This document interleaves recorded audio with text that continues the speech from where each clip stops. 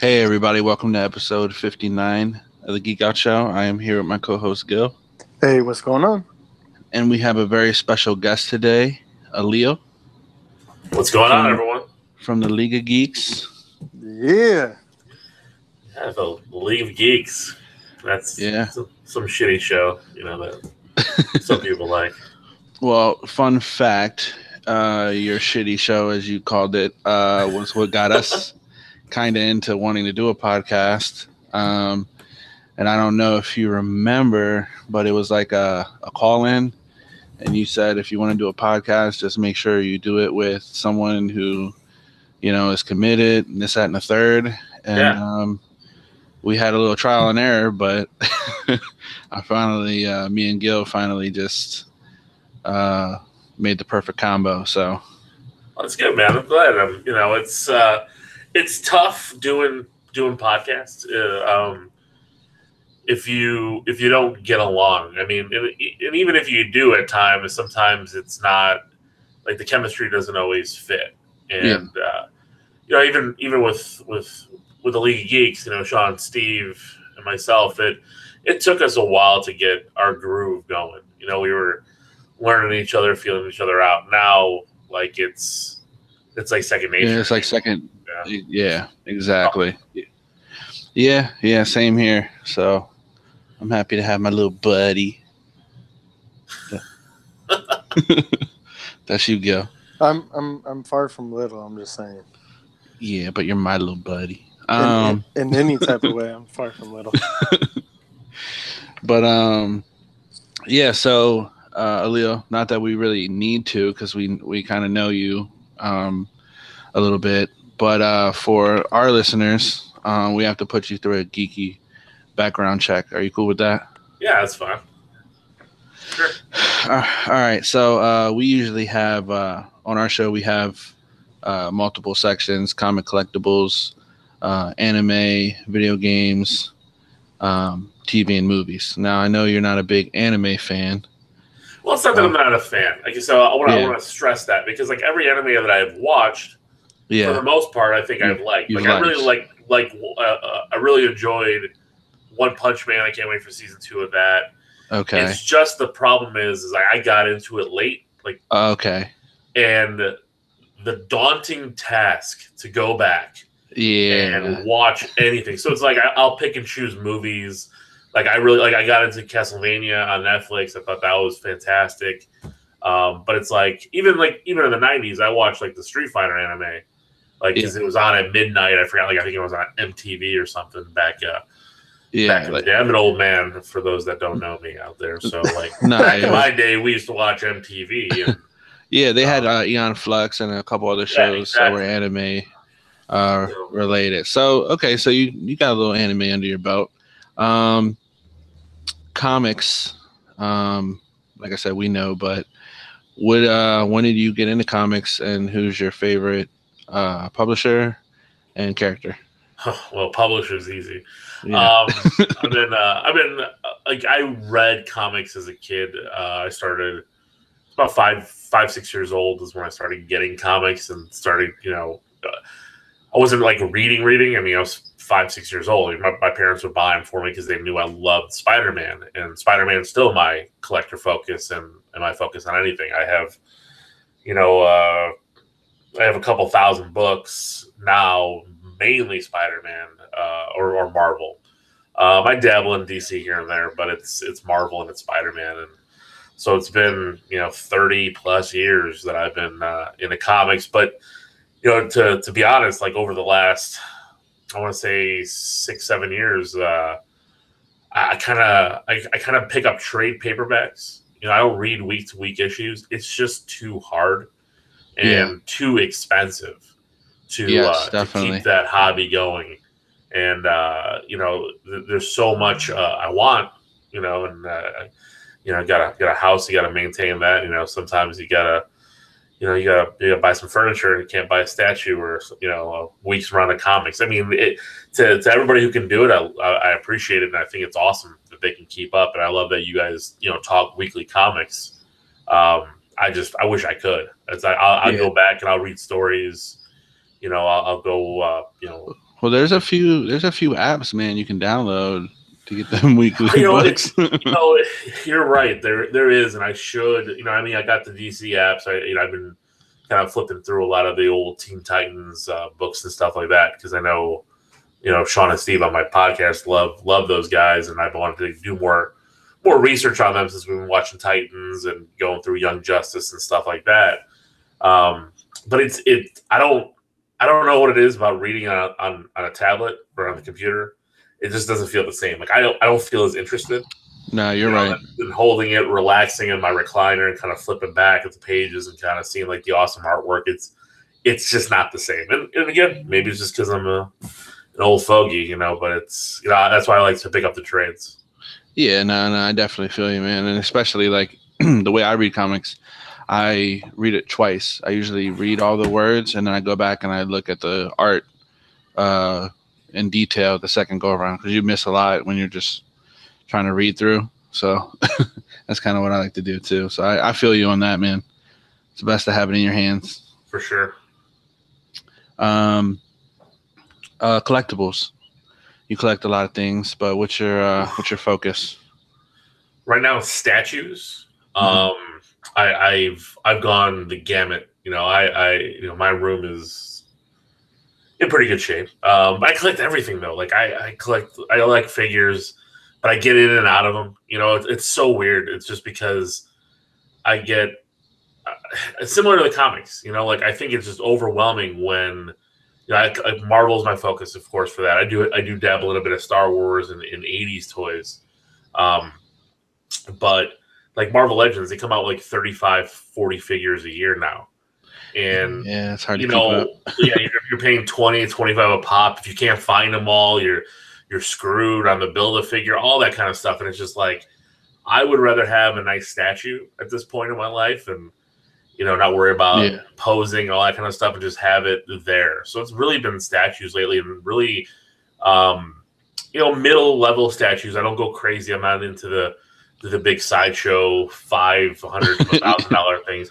But Diamond Select has been doing a really good job with their PVC statues. Are basically like my Marvel Legends now because it's like 6 to 8 a year, and there's some I don't need to get them all because it's not like I'm building a wave. I can pick and choose.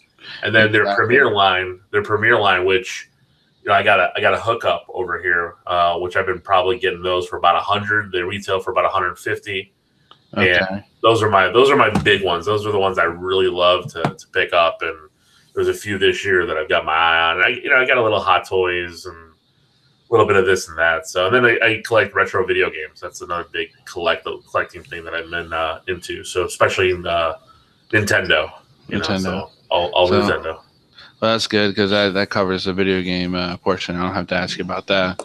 And yeah, man, I agree with you on those PVC statues because I had a Batman statue that was, I don't know if it was porcelain or what it was exactly, but it fell and shattered to pieces. So, but I had a Hulk statue, PVC statue, fall off the shelf and nothing. It was fine because sometimes they come apart on the heads and the waist. Yeah, because where the glue is and stuff. Yeah, depending on the size. I think that's why I worry about some of them. Some like I think the Hulk, the Gladiator Hulk one, like that one to me is like just terrifying because I'm waiting for that thing to tip over. Like I move it away from other pieces.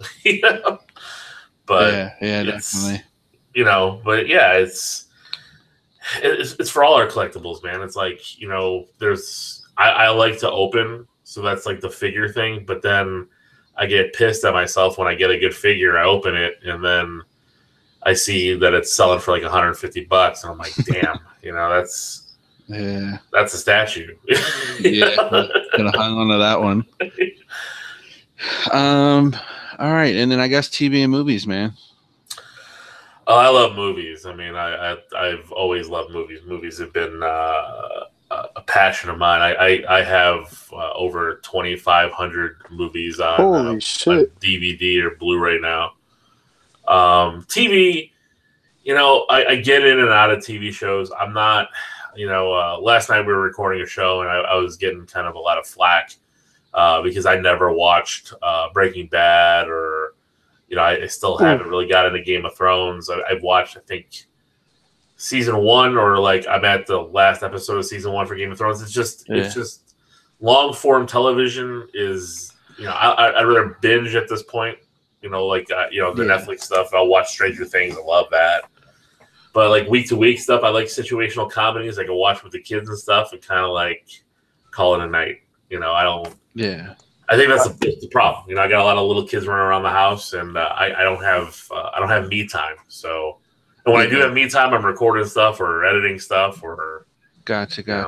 Yeah, no, definitely, man. And you know what? To be honest with you, I kind of envy you because you haven't seen Breaking Bad or Game of Thrones, and it'll always be there. And whenever you do decide, hey, you know what? I got some free time or something, you got something to watch. That's true. I mean, I can go back and then I'll enjoy it, and I'll be like, oh, this is fantastic, and you guys will be like, I have nothing else. True. I mean, I could, but I doubt it. I mean, I like Bryan Cranston, so I doubt I wouldn't like it. Yeah, because I'm not gonna lie, like it's one of those shows that once you finish it, you're like, well, fuck, what do I do now? And it's like, damn.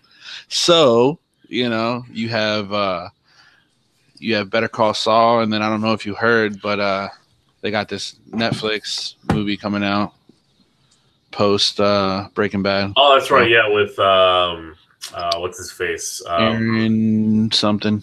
Yeah. He was the sidekick in the show, right? Yeah. So, all right, man. Well, I think you passed. What do you think, Yo? Think you passed?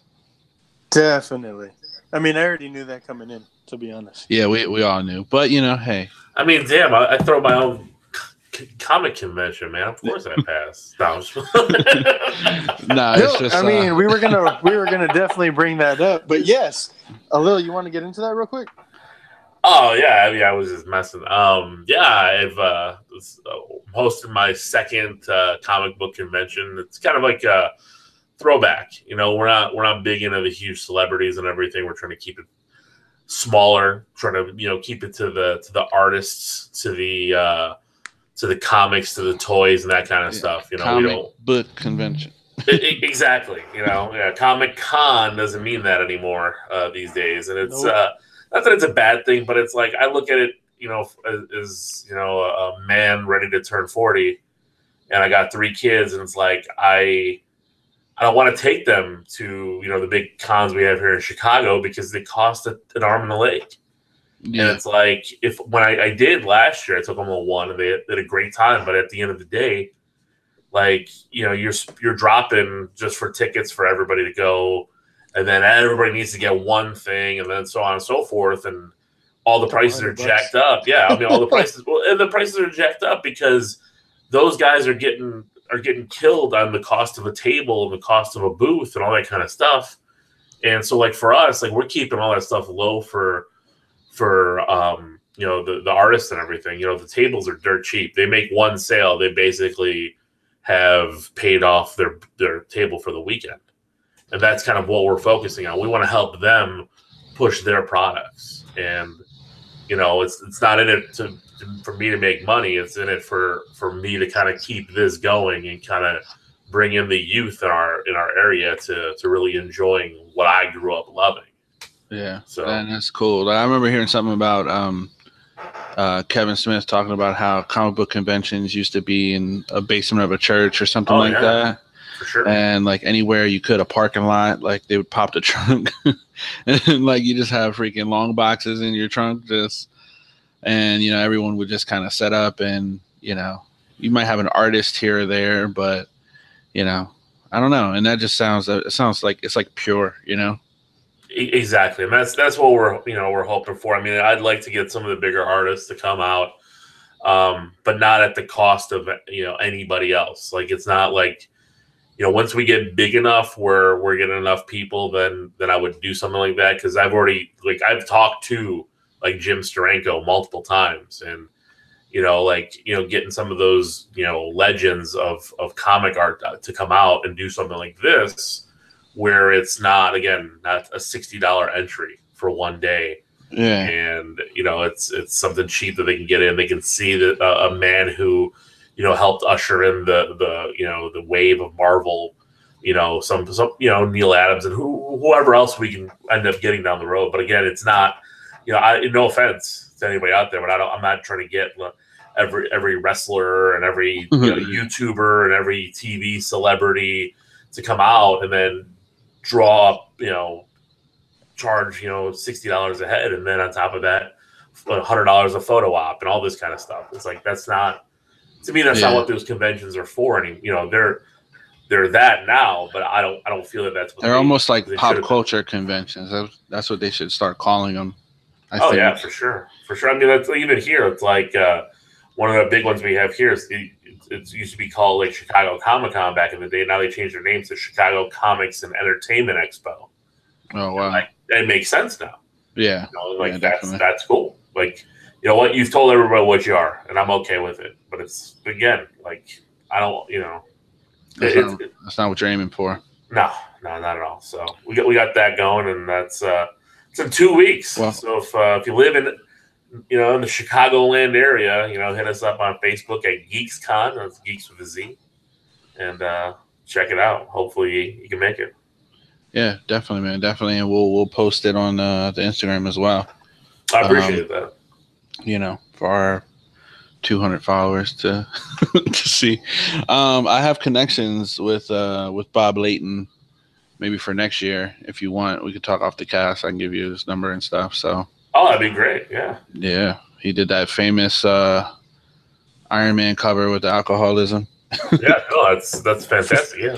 Demon in a Bottle, baby. That's one of my favorite stories. Oh yeah, yeah. And he's a really cool dude. He actually comes to the comic book shop by me, and just free autographs. He doesn't charge for his autograph. Oh, that's so cool. Yeah, it's pretty cool. Very cool. Yeah. So awesome, man. That's awesome that you're doing that for the community and getting people almost back into comics and Yeah, I mean, and I like to go and I like the smell of comics in the morning. That's what I like to see. Like you said, bringing out the all long boxes and kind of sifting through and finding some stories you might not have read. That's my thing. Yeah, definitely, man, definitely. All right, well, you want to just go ahead and get into comic book pickups. Comic book pickups, yeah. Lily, you want to start it off? I don't know if you have any pickups. I did not pick up anything this week, so he picked up a comic book convention. Oh, okay, there we go. Nice pickup. And yeah, maybe an STD. I don't know. Yeah. Oh shit! I don't know what kind of show this is. Am I allowed to? Hey, one thing though. At least if it's media, it's only 2 pills, bro. All it is 2 pills, and you'll be good in the morning. All right. Hey, so you better hope for that. No, man. There's no STD, man. I'm a good boy. We just did an episode that we had to put a disclaimer on, so don't worry about it. Nice. Yeah, we had to put rated R, XXX, not safe for work, and a disclaimer, really and a disclaimer to all women. Yeah. Oh, wow. We owe a huge apology to them. We're pretty degraded. Yeah. I'm sorry. We actually a couple of us one of our friends was like, the next day I went and worked at a women's shelter. I felt so bad. So that's hardcore, man. Yeah, man. So I don't know if you ever want to check it out. It's on there. But just listen to it by yourself. Nobody around.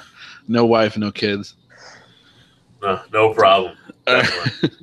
All right, I'll go ahead and say what I got. I got the Amazing Spider-Man 129, first Punisher. I own that book. But it is, yeah, but unfortunately I don't have the original. This is a Lionsgate. Oh, you got the one that came from the movie from Kylie Ugly.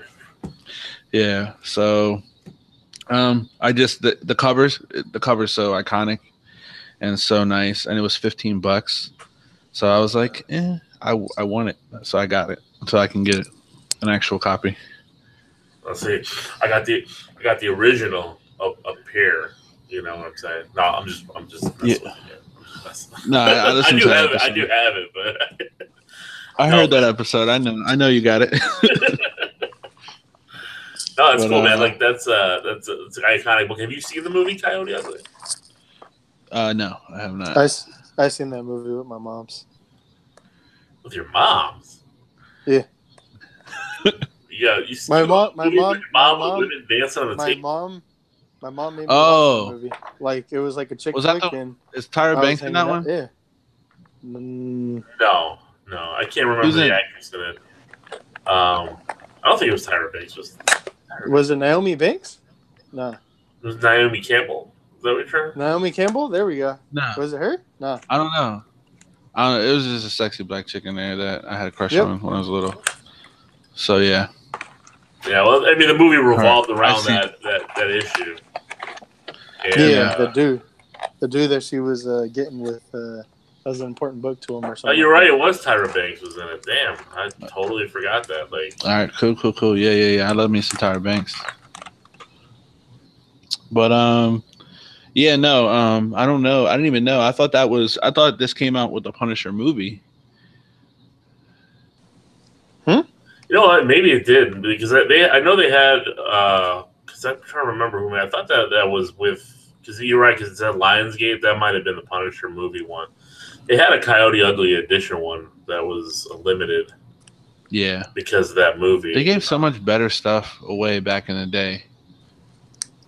Like I went and seen Spider-Man Into the Spider-Verse. They gave me some headphones with no markings on it. They were just plain white headphones. Wait, what? Really? Yeah. They were in I didn't get shit. They were Into the Spider-Verse. It was a bag that said Into the Spider-Verse. So I'm thinking I'm going to take out the headphones and it's going to be like maybe like a little, like the symbol on his chest or something on the earbuds or something. I'm thinking, oh, cool. I take them out, plain white headphones that you can get from the dollar store. Yeah. Yeah, I was like, what the fuck is this? But yeah, so yeah, they used to give away a lot better shit back in the day. That's cool. But yeah, what about you, Gil? I finally got something. Nice. For the first time in like a while. I think like a month or so. So I picked up actually 2 books this past week. I picked up Titans number 30.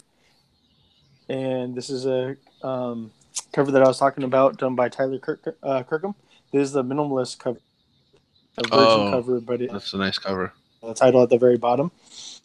And I'm scared to talk about it because you're gonna probably talk shit. Because yes, Kyle Rayner, you know that I love him.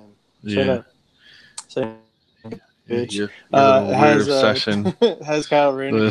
Shut up, fool. It has Kyle Rayner, Miss Martian, Raven, Donna Troy, Beast Boy, and then some, I don't know, like Cyborg with the S on his chest. I don't know. I pretty much just picked it up. It's kind of interesting. I don't know. It's a chick with. It's weird. I'll send you the picture later.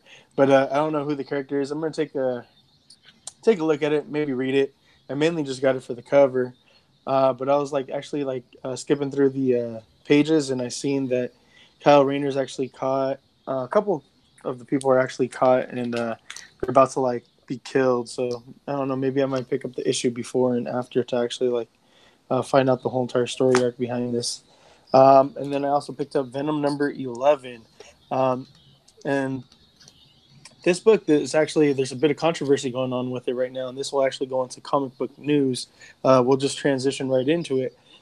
So Donny Cates, is it Donny Cates? Danny Cates? Hold on, let me double check.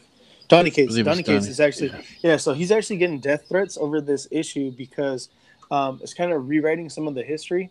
So you guys remember Anti-Venom, right? And how Eddie Brock went through cancer, and then Mr. Negative activated the a little bit of the symbiote inside of his bloodstream, and then mutated it into the Anti-Venom.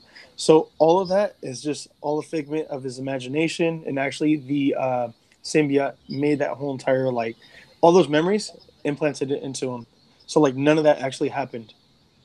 So it's kind of like retconning some shit. So people are upset and like sending them death threats over it. Sorry, guys. I got my kids running down here. They were watching the Oscars, and Spider-Man into the Spider-Verse won Best Animated Feature. So they had to run down and tell me. So good thanks, buddy. Go upstairs. All right, get out of here. Congratulations. It's like I won. Spider-Verse. Yeah, it's awesome, man. Awesome. Black Panther already won 2 Oscars, and now Spider-Verse. So nice. So yeah, thanks that's for a the little update, bit of little controversy. Yeah, for reals. So that's the controversy going on with the with Venom right now, number 11. So Donnie Cates getting death threats. I think that's pretty crazy. I think fans need to calm that down, man. I mean, they should be happy that we're getting something rather than throwing a fit every time they don't like a change that something happens with the character. I don't know. I feel like that's why we can't have any long-staying like changes to characters. That's why characters don't stay dead or they come back or something. Is because everyone wants to throw a fit when they don't get their way or they don't like something. Well, speaking of retcons, can I jump in here real quick? Go for it. Because in Hawk number 13, they retconned basically the Hawk's origin. So, well, they made it more supernatural with the green door now, and basically the door is just a gateway that connects different planes of reality to a hell that lies below all other versions of hell known to exist in the Marvel Universe. So this is where I was telling you they had a first appearance, One Below Awe. Or, no, I'm sorry. One Below Awe. It's the malevolent counterpart to Marvel's One Above Awe. Oh, what? Yeah. Oh, shit. So they're saying basically that the gamma radiation isn't purely scientific. There's magical elements to it. Yeah. So they're trying to give them a supernatural background now. Basically. And fans are also mad about that. So they're always mad about something, man. Yeah, man. So me being the Hawk fan that I am, are you okay with it or are you upset with it? It doesn't bother me that much. The origin story is still there. It's just there's more behind. It's almost like we're getting more behind the scenes. Like if they change it up and said, "Oh, hey, he fucking drank a potion," Mr. Hyde type shit or something like that, then I'd be like, "Oh, fuck! Like, what are they doing?" But they're basically saying the same thing still happened, but there's just more to it. So, extra is always good, right? So, I'll take it. I'll take it for what it is. I am looking forward to the next few issues of Hawk, though, just to kind of see where they're going with it. But they're basically saying he's unkillable, he's immortal, and yeah, that's it. Hence the Immortal Hawk. Yeah. Yeah, so it's crazy. Any more news? Yeah, but it falls more into TV, like TV comic book news. Yeah, I got a few things. Just we got solicitations for May for DC and for Marvel. So there's just a couple things I want to talk about because there's a shitload, of course. So one thing I want to bring up real quick with Marvel. So Star Wars Age of Rebellion Boba Fett #1. I kind of like this just because they're going to be talking about what if he's not an actual villain? What if he has a kind heart? So it's like a more of a deeper backstory behind Boba Fett. So I'm actually interested in that. That's going to be coming out in May. I don't think they have an exact date listed. I'm not seeing one. But that's coming out in May, so I was like, I'm actually with that. I like Boba Fett. He's an interesting character. What do you think about it, Seth? Because I know that you're a huge Boba Fett fan.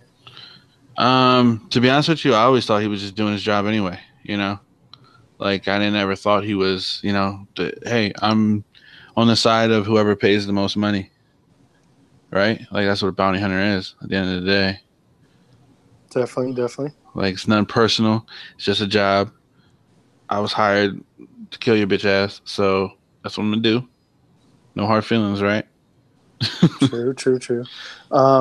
Pretty soon, hold on, just real quick. Another title that's going to be starting up pretty soon is the Cosmic Ghost Rider, but Cosmic Ghost Rider destroys the Marvel history. So not only is a Cosmic Ghost Rider and he already has all this power, he's going to be getting the Phoenix Force as well. I think they're making this motherfucker too OP, bro, and they're doing too much shit too fast with them. But is this just kind of like that one-off, like Deadpool kills the Marvel universe and Punisher kills the Marvel? Yeah, it's going to be only a 6-issue miniseries. Yeah, but it's still like oversaturation right now. They're just having fun with it. It's just a fun story for a way to kill heroes. Yeah, it's the same thing with the Punisher, man. Like, did you read that issue where Punisher kills the Marvel universe? Yeah. He beats Wolverine and Captain America. Like, yeah, I love the Punisher, but there's no way he's gonna beat any of those guys in hand-to-hand combat. And I get what he did in those things, but it was just, it was over the top, and you overpower them and make them super smart. Are you familiar with the Cosmic Ghost Rider character? I am. Okay. I keep tabs on the characters and stuff like that. Yeah, even though I'm not picking up issues, but so they're giving him the Phoenix Force now, huh? Gil, you said? Yes, sir. That's kind of crazy. That is crazy, but I doubt it stays. No, definitely not. I wonder what that's gonna look like, though. As long as he's not like in a really skin tight green outfit, No, okay. He's in his usual like outfit, like his regular Cosmic Ghost Rider, but he actually has a phoenix symbol across, rather than the skull that was running down, like the Punisher skull from before. Now it's a phoenix running across it, like in the middle, dead in the middle, like from his chest down to his lower abdomen. That's very cool. Yeah, so you got that, and then there's also War of the Realms. That's, I think it just started. Or no, it's going to start. Sorry, it's going to be starting in the April, but it's going to overlap into May, and they put out a bunch of more titles like tie-ins. And there's War of the Realms Strike Force. Now there's a couple different Strike Force teams. So there's the Dark Elf Realm, and this team consists of Frank Castle, Valkyrie, Ghost Rider Robbie Reyes, She-Hulk, or Hulk. Sorry, because they're trying to make her Hulk, and Blade. So they're coming in back strong pretty much with Blade because they made him part of the Avengers again. Or now. Sorry, he's a part of the Avengers now. Then they also got War of the Realms Strike Force, the War Avengers. This is a very interesting team, the War Avengers. So leading the team is Captain Marvel. They have Sif, Black Widow, Captain Britain, Venom, Deadpool, Winter Soldier, and Weapon H. I was like, holy shit, this is a crazy-ass fucking team, dude. That's crazy. The hardcore team. Yeah. Hell yeah. And then they have Strike Force, the Land of the Giants. This team consists of Iron Fist, Luke Cage, Old Man Logan, Captain America, but he has what's Thor's paddle axe? The one that he had? Do you guys remember? In the comic? Yeah, in the comic.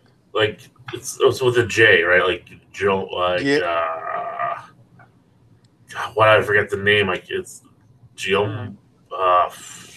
Whatever the fuck it is, he has it. Jim. Jim. I'm gonna call it Jim. So he has it. Luke Cage also has a hammer. It's not Mjolnir, but he has a hammer. Iron Fist has a sword. Spider-Man has a Viking helmet and then also a shield, and everything's supposed to be like, enchanted and powered up. Everybody's basically gonna be powered up by some type of like mystical shit. Okay. Mystical items, and then they're also gonna have what's the next team? Damn, I did not get the name of the team, but it's Ulik, Spider-Man. Fucking, I don't know these other characters, but it's like a Spider-Man centric War of the Realms. This issues number 1 and 2. I forgot the name. I did not get the name. Damn it. That's fine. We just move on. Yeah, and then that whole entire Daredevil. Remember how I told you there's like a cosmic looking Daredevil? It's from it's from this. Huh. It's weird. Like everyone's getting powered up and stuff like that. There's another team with who's the karate dude? Is it Shang-Chi? Or am I tripping? What's his name? With the nunchucks that looks like Bruce Lee? I want to say, I don't know. I always remembered it being Bruce Lee in the Master of Kung Fu. It's not Bruce Lee. It's not Bruce Lee. But it's him, Silk, Amadeus Cho, and like 4 other characters. I don't know who the hell they are. Like Asian gang? Like, yeah, pretty much. Asian okay. gang. Yeah, I don't want to be racist or anything like that. Then there's also Journey into Mystery. That's with the old school Ghost Rider, the old Western one. I don't remember what his actual name is. Like, I know it's not Robbie Reyes, and I know it isn't Johnny Blaze. I forget what his name is, but the old Western Ghost Rider. There's Kate Bishop. There's Miles Morales, and so everyone's just kind of like forming this little group. Are they? Yeah, everybody. There's all kinds of different things. There's also War of the Realms on Kenny X-Men, where Sabretooth is leading a team. Fantastic Four has. There's just a bunch of stuff. Are they all tying in together for one big like for mega War event? Of the Realms. Yeah, gotcha. Okay. For War of the Realms. Then there's called a series called Giant Man, and it's Goliath, Scott Lang, Hank Pym, and Atlas all together on a team fighting with frost giants behind them. That don't even sound fair. Just start stepping on motherfuckers. Yeah, and then DC, there's a bit of DC stuff, but they're just continuing their stuff. I don't want to get into a whole bunch of stuff, but Frank Cho, Harley Quinn. Hold on, before you get into DC, I got one more thing from Marvel. Go for it. Did they do real quick though? Did they do like a Marvel draft issue, like? Oh, where they show how they divided up the teams? that would be funny. No. All right, so Sabretooth picks Miles Morales. Yeah, sure. Yeah, you know what I mean. Real quick, just because as we all know, Guardians of the Galaxy just rebooted. Rebooted. Yeah, rebooted, and it deals with the fallout of Thanos dying and shit like that. So everyone gathers, all the cosmic superheroes gather together, and Thanos' brother reads his last will. Wait, hold on. Thanos has a fucking brother? Yeah, Star Fox. What? Yeah. I had no idea. Holy shit. But this is not like this is like a newer rendition of him. He's just like a guy in a suit, and he just looks like a normal person. But basically, in the will, there's a plan to resurrect Thanos in a new body, and basically kill Gamora, and it's just a pretty big story arc. So I thought that was cool. The Thanos storyline. Yeah. Oh, you know what? Star Fox actually, his brother, they're calling him the Marvel's Two-Face. What is that? I guess in this second issue coming up, something happens and he looks exactly like Two-Face. Oh really? Oh shit. Like exactly like Two-Face. Wow. Gonna have to maybe check that out. When does that drop? Does it say? Let me see. Because I'm reading an article on just it looks like it's this month. Yeah, man. Yeah. It looks like it's on sale now. So there you go. Go get it. And if it's not, blame Seth. Yeah, but it's on sale now. It says it right here. Okay. The thing is, like, I don't know how you guys take notes, but I take screenshots of the articles. So then when I'm kind of like going over it, and I basically read the article, and when I'm going over it, I actually have to go find the article again and be like, oh fuck, I probably should have read when it comes out, and then try to look for it. Yeah, maybe I should start writing the shit down. Whatever. Don't embarrass me in front of Leo. Or just I would just make like a favorite. There on you your go. phone. That'd probably be the page is a favorite, then just go back to it. Yeah. There you go. I'm gonna write that down and forget. All right, cool. All right, so you want to go ahead and get into DC real quick, go? Yeah, I'll be real quick. Silencer. I think she's the only one from the new characters that are really sticking around because I haven't heard shit about Sideways or, and I know that they stopped that one wannabe Hulk dude. Oh yeah, I already forgot his blood something. No, there was a Doomed or Damage. There we go, Damage. Yeah. They canceled that book. So Silencer, that's continuing, going on number 17. They got Batgirl coming up. I can't wait to see if there's an art germ cover for Batgirl or not, because the last one, that was really nice. There's a cover coming out by Joshua Middleton. That's really... Huh?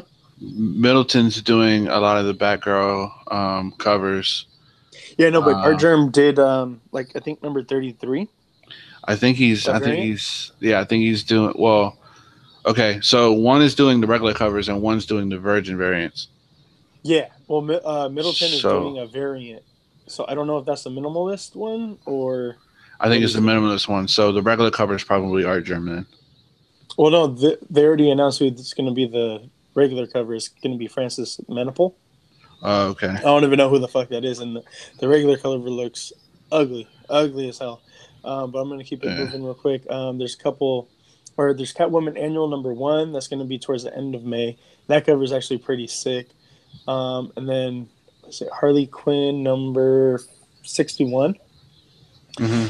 The Frank Show, really nice because it has it's actually going to be Harley Quinn and Catwoman together, and the cover has the Frank Show cover has Harley Quinn playing a trick on Catwoman, and of course the big old breastises are all hanging out and everything like that.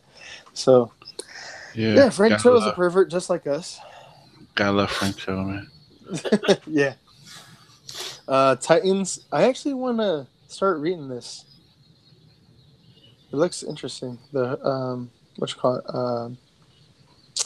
was it Teen Titans number 30? It's going to come out on May 15th. That's where I don't know, because the new team, it looks really interesting, and I heard a lot of good things. So I'm going to check that out. Beast Boy is coming out with the comic. I don't know. It kind of seems like a kiddie one because it's called Dog Days of Summer, and it has Crypto. Some cow with a cape, and then Beast Boy on the front. Yeah, it's an 80-page giant issue for $10. And then Wonder Woman. Hold on, what is it? DC? Oh no, sorry. DC's Year of the Villain, number 1.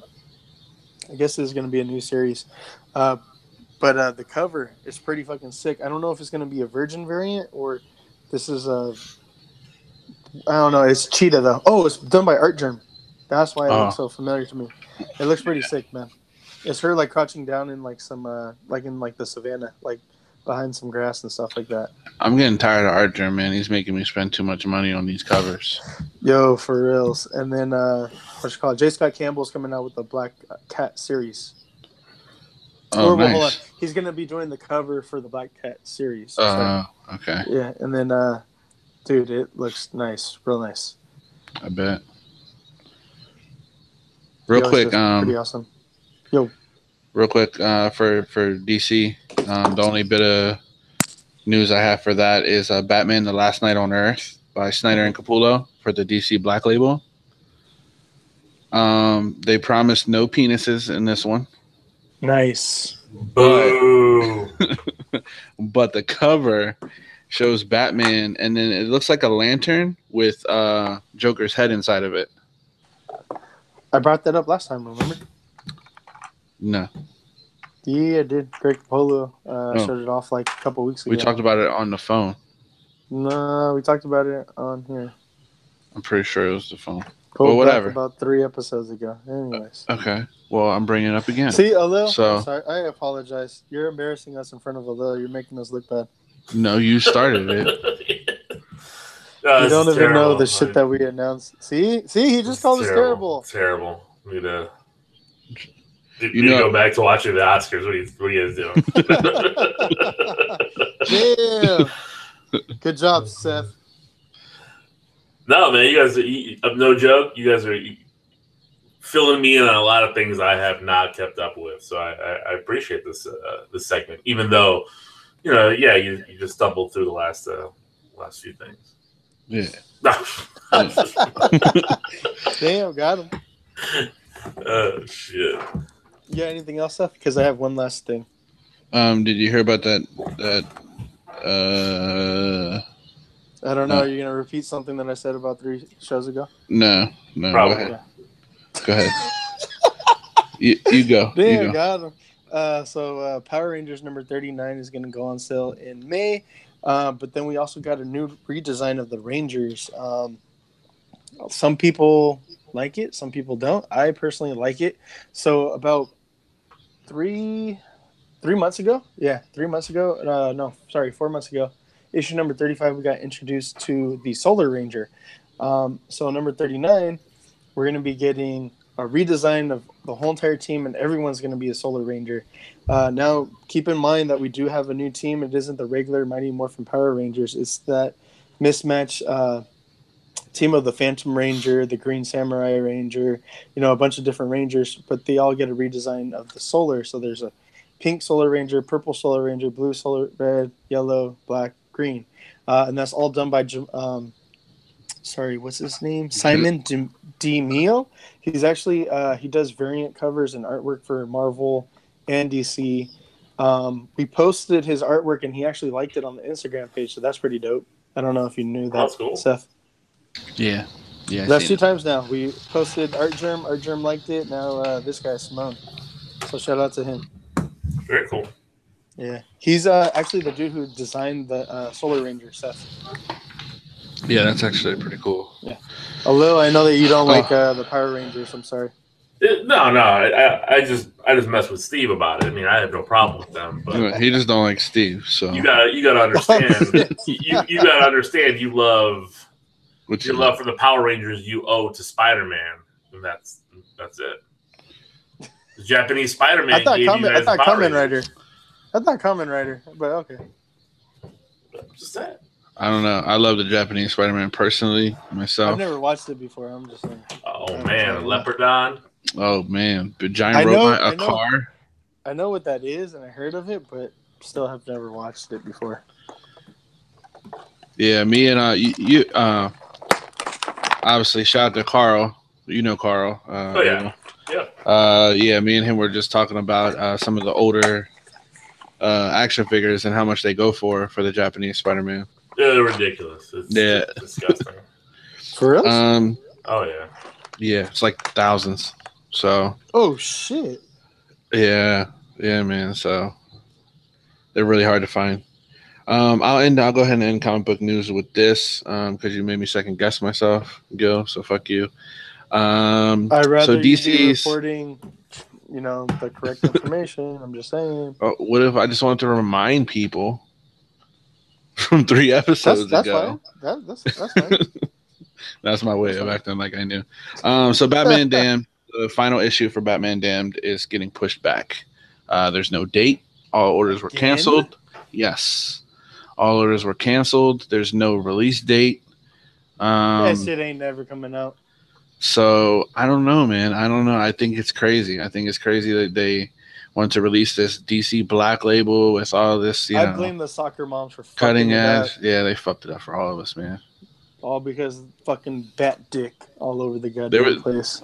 There was whatever was rumored is that freaking Harley Quinn was like spread eagle in the second issue. So I was like, that's damn. what I'm saying. That's fucking bullshit. I wanted to see Harley Quinn's pussy and not on the fucking internet in my fucking book. Yeah. I'll draw one for you. If the internet's down, I could just go over to my shelf, go grab Batman Damn #2, and there I go. Yeah, that's just it. might have to buy 2 issues, one sticky and one's, I was gonna say, man, perfect. Don't you keep those back ordered? I mean, you don't get that on there. Yeah, I think someone over at DC should just like leak the pages online. Like Lee Bermejo should just leak it. Like, here's what you guys could have had. Yeah. Right. All right, so let's get into collectibles pickups. We'll start with our guest, Leo. You pick up anything this week? Yeah, I mean, yes or last week. I mean, I've picked up quite. I didn't pick up anything last week. I can't remember if I did. I have too much stuff. But this week I did. So I talked about me loving retro video games, and I have one of my holy grail pieces is my Nintendo top loader. It's the second NES that came out. I think it was 93, 94 it came out. Kind of modeled after the Super Nintendo where the cartridge is going through the top. And it works fantastic. It still works pristine every time I put a cartridge in. I never have to clean it or blow into it or whatever. But the controllers are hard to find. I have one controller, and it's a dog bone controller, so it looks like the old Super Nintendo controllers, but it just has 2 buttons. And I found one at a store. I walked in, and my wife actually spotted it. And I picked that up. And usually on eBay, those go for $50 to $60 for the controller. I got it for $30, nice. So I was pretty happy with that. And then I just picked up, just to kind of continue to build my collection, Rampage by Data East on the Nintendo. Basic cartridge, nothing fancy, nothing special about it. I just love the game, and I wanted a nice, perfect, pristine label on the cartridge. Yeah, so I picked that up. I get that. There's nothing else like toy wise out there that I want right now. Like, and I would like to get the GameStop Turtles eventually, but I'm not going to pay through the roof for them, and I can't make it to GameStop as often as it seems like all these other collectors do. You didn't pre-order them? No, because I wasn't sure if I wanted them. Yeah. And now I do and I don't. Like I'll get them if I find them, but I'm not gonna like go crazy. I mean, I have the original Turtles. That's what I love. I have some of the old Eastman and Laird comics. I think I have like my issue 5 is my earliest that I have currently. I used to have issue 1. These figures are amazing though. Like their articulation they are phenomenal. I don't. They're just gonna stand on a shelf. Like I don't take photos. I don't pose them. It's like I'd rather have statues. But I do want to get the turtles that are coming out from Target by NECA, the 2-packs. Those because they're the animated ones. Because the cartoon those are awesome. Was a big deal for me. So definitely. So but I mean that's all I picked up this week. Hopefully soon there's a Hobgoblin Diamond premiere statue that I want to get. So that's what I'm waiting for it to be released here. I think it releases in April, so I can't wait to get that. Nice, definitely. All right, well, I'll go ahead and get into it if you don't mind, Gil. Yeah, because I probably got the most. I sent my pickups to the chat so you guys can see them. Funny story though on the Target 2-pack turtles. My connection at Target called me today and said they're here. I got them for you. His coworker, I wasn't able to get there right away because I was at a kid's birthday party. I went to Target afterwards. His coworker put them back on the shelf, and they sold. So yeah, even with even with a piece of paper with my name on them. So I complained to a manager. Obviously, there's nothing they could do because it's a vendor. NECA is the one who actually stocks the shelf.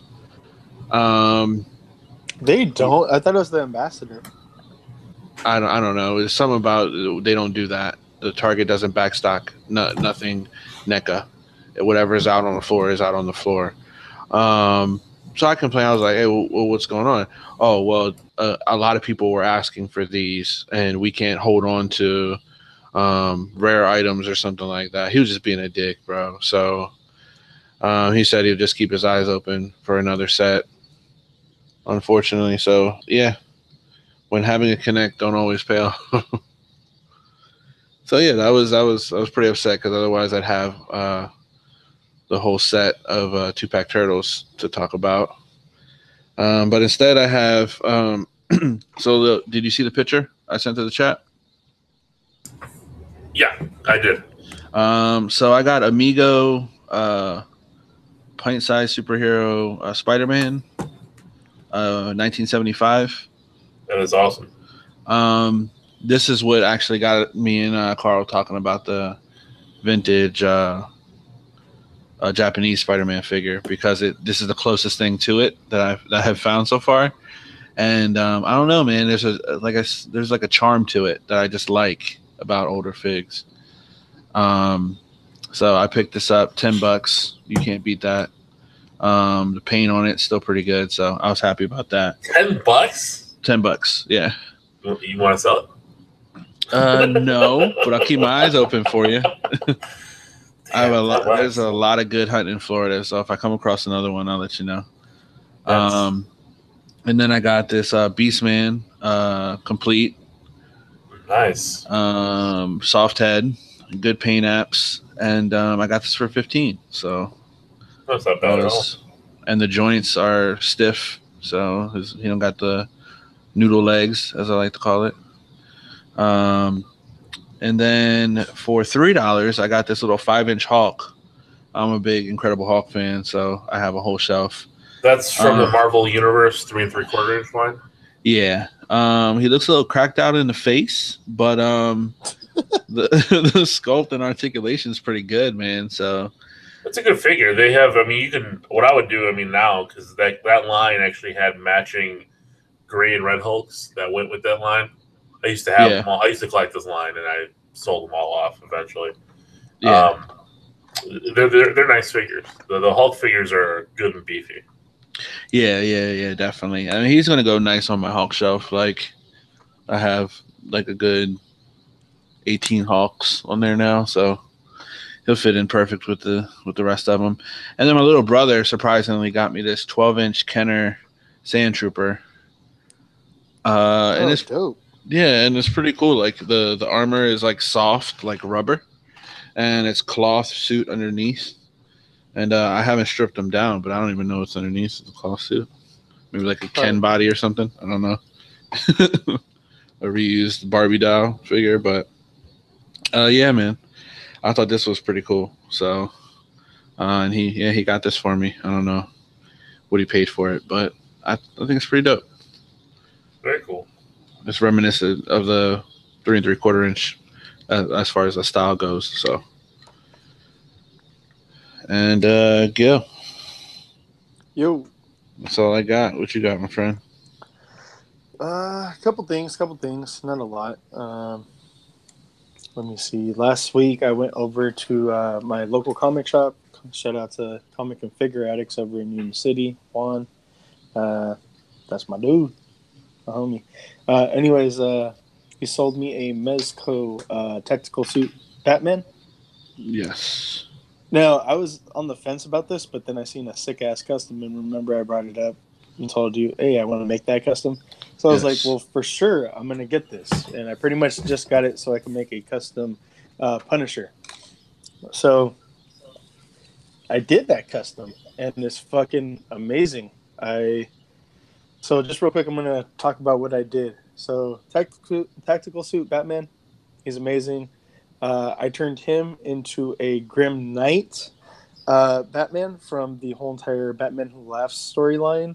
So I took off some of his armor, like on his arms and on his legs. I removed that.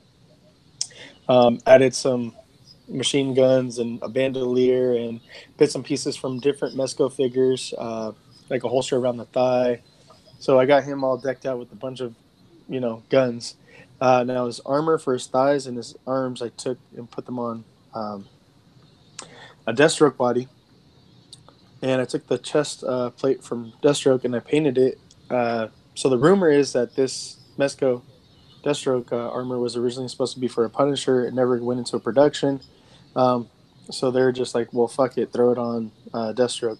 So if you paint it, it looks like a skull, pretty damn close to a skull. So I think that story's true.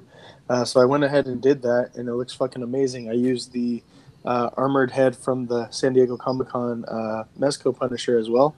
So this dude is fucking badass. And I have a couple machine guns with them.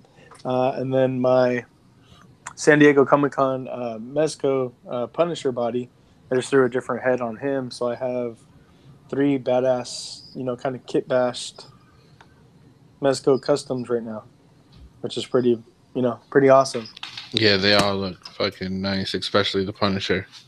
I like that one. Very much, yeah. Dude, I can't do that stuff, man. That's crazy. I like kit bashing and customizing stuff like that. It's cool. It's fun to me. And then I also picked up, or actually traded in a couple figures. I got a Spider-Man Noir body that you sent me, Seth, and got a Red Skull head. So I did that kit bash, and I have a Red Skull figure now. I think that looks pretty good. Nice. And then so I traded in a couple figures, and I got. Did I put that thing around his chest? Yeah, you did, from the Walmart Punisher exclusive Punisher. Oh yeah, and I took the coat. Okay, I remember. That looks. I feel like that looks really good, actually. Yeah, it actually does. So my Punisher has a coat, and your Red Skull has a little jacket. I don't know, whatever that is. Yeah, the little vests with the grenades and shit like that, the shotgun shells. Yeah. And then I also picked up the SH Figure Arts Trunks from Dragon Ball Super. He comes with that, what is it, like not a spirit bomb, but the spirit sword. Yeah. Like where they transfer all the energy into a sword. This figure is really fucking nice. The articulation is great. The accessories are awesome. It comes with a shitload of accessories, actually. Bunch of hands, 2 different. They got the regular head sculpt, Super Saiyan head sculpt. I think it's 4 different faceplates for 1, 2, 3 different faceplates for the regular depowered version. 2 different faceplates for Super Saiyan. 1, 2, 3, 4, 5, 6, 7, 8, 9, 10 hands. It has a broken sword, regular sword. Then it also comes with the sword holster, and it also does come with a energy blast effect. So I thought that was pretty cool.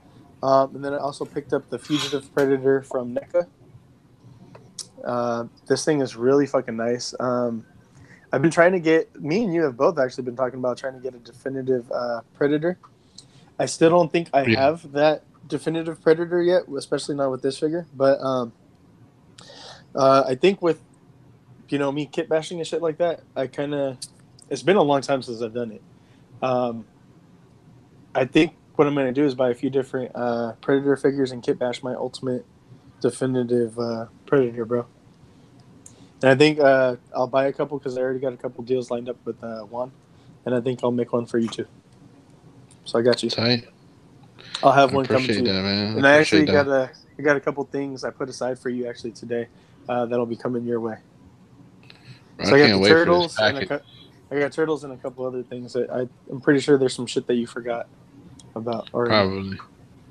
Probably. Let's talk about that log cabin syrup you picked up though. Like, the what?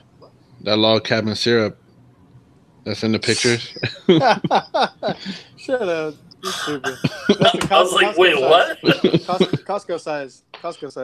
Yeah, that's a 12-inch scale on that syrup. Yeah, so 64 ounce. 64 fluid ounce. 2 points of articulation because the cap comes off and then it twists off, right? Yes, sir. That is pretty funny, nice. Man. I didn't even pay attention to the syrup in the background, but I see it. You're stupid. My fat ass loves me some pancakes. It is 64 ounces, man. I'm gonna eat some pancakes. But awesome. That's what's up, man. Want to go ahead and get into collectibles news? Yes, sir. Go for it. You want to start off? No. You go. You don't have anything. No, well, I do. just I real gotta quick. find it. Well, My bad. just real quick. Mezco put up the exclusive Gomez, the Agent Gomez. They put that up for pre-order. That went up and sold out really fast, and then they put up a second pre-order.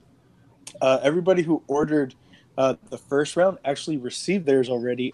Shout out to Mark DeRosa, Dope Toys NY on Instagram. If you follow him, he got it like 2 days later. He got it by like Thursday or Friday. Well, yeah. Remember when I was telling you the first wave Got the was bag. the leftovers? They were the Yeah. leftovers, and they got the bag. Leftovers Yeah. from they got the bag, and then so anybody who got the second pre-order, that's going to be shipping out between May and July roughly, and that's going to be coming with an exclusive comic book, kind of like a runner-up type of gift, but hey, it's cool, whatever. Like so I pre-ordered that, and I pre-ordered it as you well. pre-ordered it as well, right? Yeah, so Yeah. both of us pre-ordered it. Have you seen this, Leo? I haven't. The Mezco mascot is like this big ant, I guess, looking thing, Gomez? and they call him Gomez. And do you have any Mezcos? No. You know what? Like I like the line. I've contemplated buying it thousands of times. Like the 112 and all that. But it's just when I get down to it, it's like $80 for a figure that scale. To me, it's just not worth it. The chat, if you want to look at it. Oh yeah, damn, that's kind of crazy looking. Yeah, but it comes with like 3 different heads. It comes with this head, another one similar to it, and a black skull head. And that's their mascot. Yeah. And like a bunch of guns, a boom box, like a whole bunch of accessories. So I don't know. The Mezco, I got the dark side one, and then I got this one. I love Mezco. I'm just saying. I mean, if you don't like it, I get it. But once I you guess get what got me out mess though, with it, you'll like it. I guess what got me out of it was some of those 1/6 scale figures they put out. Like I saw that Batman, and like I just did not like that figure. It was a couple years ago. I can't remember which one he had. The gray suit was the cloth.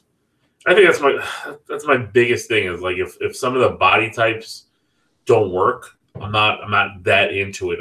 I really, I don't know. Like I saw like the Wolverine. Was it the Dark Knight? Was it the Dark Knight one that you didn't like? It might have been. Yeah. Uh-huh. And then even in the 112 collective, like that Wolverine, the brown suit, I do not like that at all. I just don't like how that suit comes out. There's some figures I don't like. I don't really care for the Wolverine. It's not all that, to be honest. Well, Leo, I gotta agree with you, man, because I wasn't into Mezco at all, and I actually told Gil this, but then I got the dark side, and it looks so nice that I was like, okay, maybe there's something to this line. But in the same sense, I wanted a good Superman to go with the dark side, and unfortunately, the one that they have, the 112 collective, it's no good. Puffy. I didn't like it. He looks puffy. Yeah. Yeah, I didn't like that one. Marshmallow muscles. So I think it's a hit or miss line, and that's kind of why I didn't. I didn't go in. Be selective. You got to be selective because what's it called? The Flash and Reverse Flash, they don't look good, but if you take off the cloth. Yeah, there's this dude called Real Dallas James on Instagram. He took off the cloth suits. They have amazing articulation hidden underneath that cloth, and then they look a lot better without the cloth suits. So some of them, they're good. But you're buying it for the suit, though. Like definitely. But you got to be kind of selective with them. They are good, especially like the Punishers. The Punishers are great. There's a shop by me called Vintage Toy King in Ocala. He just sold the reverse and the regular one for $35 a piece on his fucking at his store, and I'm mad I missed that. The Flash and the Reverse Flash. Damn, for $35. If you would have been faster, I would have been like 60 cash. So 35 each. That that seems reasonable. Like, I would do something like that. But when you get to 80 and 100, like the Spider-Man killed me because I was waiting for that one to come out, and I didn't like how it looked. It to me looked like, and I have the 70s Mego Spider-Man, like the 6-inch one on the front. And I'm like, well, shit, like this one looks not. I mean, I get it; it's a better figure now, but I'm like, it's standing next to each other. It's not that bad. If you're gonna spend the money, if you're gonna spend money on the Spider-Man figure, the Mafex comic Spider-Man, the one is coming out. It's gonna be coming out actually in the next couple of weeks or so. The Mafex Spider-Man. That's the one to get. I'm just kidding. I'm just going statue. I mean, that's the thing. I mean, I went to I got the Homecoming Hot Toy, the Iron Spider Hot Toys coming. It was a birthday gift, but like, even the 6-inch figures, man. Like that's the thing. I don't feel with Mafex and all them, because Mafex to me, like, sometimes I'm hearing horror stories of their joints. What is it? Who else is making the not Bandai. Figma? Yes. The Figma figures, $60 and $80 a figure for a 6-inch figure. But sometimes, like, because for them to make the hyper articulation, like the figure when it stands alone looks really bad. Like, I just don't like how the ball joints look. And I don't know. Maybe it's just me, my aesthetic, but I just, that's why I stick with the Legends when I get those. Like, I'll get the Marvel Legends and, be happy with the different suits. But, I mean, Gil, I know you like to pose them and have them doing all these dynamic things, but it's like, yes, sir. That's not me. Like, it's for action. Like, action figure photography is where I think articulation comes into play. That, and just, I guess, if people, pose them on their shelf, like in action poses. But yeah, for the most part, it's either inside the box for me or just in a vanilla ass pose on the shelf. Yes, me too. That's why I'll tell you. That's why I started going down that statue road, because it's like, I like the poses. I like to have him swinging and doing stuff, but it's like I'm afraid that eventually he's gonna fall. The joints are gonna crack. You keep him in a pose for a long time. Sometimes the joints don't hold up well. I feel it. Hey, real quick, what did you think of the Marvel Legends from Toy Fair? Is that going to get you back into it, or? No. I mean, there might be a few I pick up. I mean, I still dabble in the Marvel Cinematic Universe Legends. I'm out of the comic ones. I can't keep up with the comic ones outside of like a few that I really love. The MCU ones is because I've rebuilt my collection around the MCU. Like, I went out of collecting a long time ago. I had a couple bins of figures and sold everything off before I had, before I had kids. And then I had kids, and there was no collecting for a while they were little. And then, Iron Man and a lot of that stuff kind of got me back into collecting. Well, that's what I was going to say, because they have these 80th year anniversary ones coming out with the old school Cap, Iron Man, Thor, Hulk. Yeah. So I figured those will kind of be up your alley. And yes and no. Like, again, because it's like I look at those and I have a cool old school Iron Man statue. I have a cool old school Iron Man Hulk statue. Yeah, I feel it. I don't have a Cap, but I plan on getting one soon. And it's. I'm looking at this Spider-Man statue you sent to the chat, and it looks really nice. Yeah, that's a Kodo. That's the Kodo one, the 1/6 scale, and like that's what I'm saying. Like, it's like poses like that. Like, I'll get a pose like that, and that's Spider-Man. I mean, that's all. What's something like this go for? Well, it retails for $2. I got it for 100. Nice. Because of my hookup. I never pay retail. Yeah. I mean, I'll pay retail at the stores, Walmart, wherever, but it's like the big ticket items, I'm always scoping for the deal. And that's me. I'm a thrifty collector, even though I have a ton of shit. So. Yeah, no, I feel it, man. Awesome. Gil. Yo. I have a reveal from NECA on the NECA Twitter page. Someone asked them about the foot soldier 2-pack. Yeah, because they wanted, everyone's saying, oh, well, they should have did 4-foot soldiers so we can army build, blah blah blah blah. And that could put possibly in wave 2 later this year. So we already know that Bebop and Rocksteady is going to be in that wave. Yo, those look amazing. So the maybe Bebop and Rocksteady. Yeah, definitely. So maybe a Bebop with a foot soldier and a Rocksteady with a foot soldier, or Well, it would make sense because those figures are huge and they look awesome. But we you want to troop build the foot soldiers. They're robots, so you want to have a bunch of them. So yeah, definitely. But you're also going to need an April and a Casey Jones and a Splinter. So there's more opportunities, even if they do, because I think the Bebop and Rocksteady are coming out together. I think that's what I heard. But so you still have April, Casey, and Splinter for potential more foot soldiers. So I think they're gonna happen. It's just it might not happen in multiple 2-packs like everybody wants. Yeah, definitely. But they acknowledge everyone's want, and NECA's usually pretty good with that. So we'll see. We'll see what they do for us. And that's all I had. Do you have anything else for collectibles? Yeah, I do actually. Hold on. Okay. Let me just pull up my notes because we started kind of like going on a rant here, so I put them away. So Tamashi Nations, SH Figure Arts announced a new Iron Man armor. It's a black and gold armor, almost like it's not the Marvel now, but it's another one to add to the whole entire Hall of Armor. They didn't say which armor it was. Hold on, let me see if I can find it real quick. But next thing, they also announced the Yoda.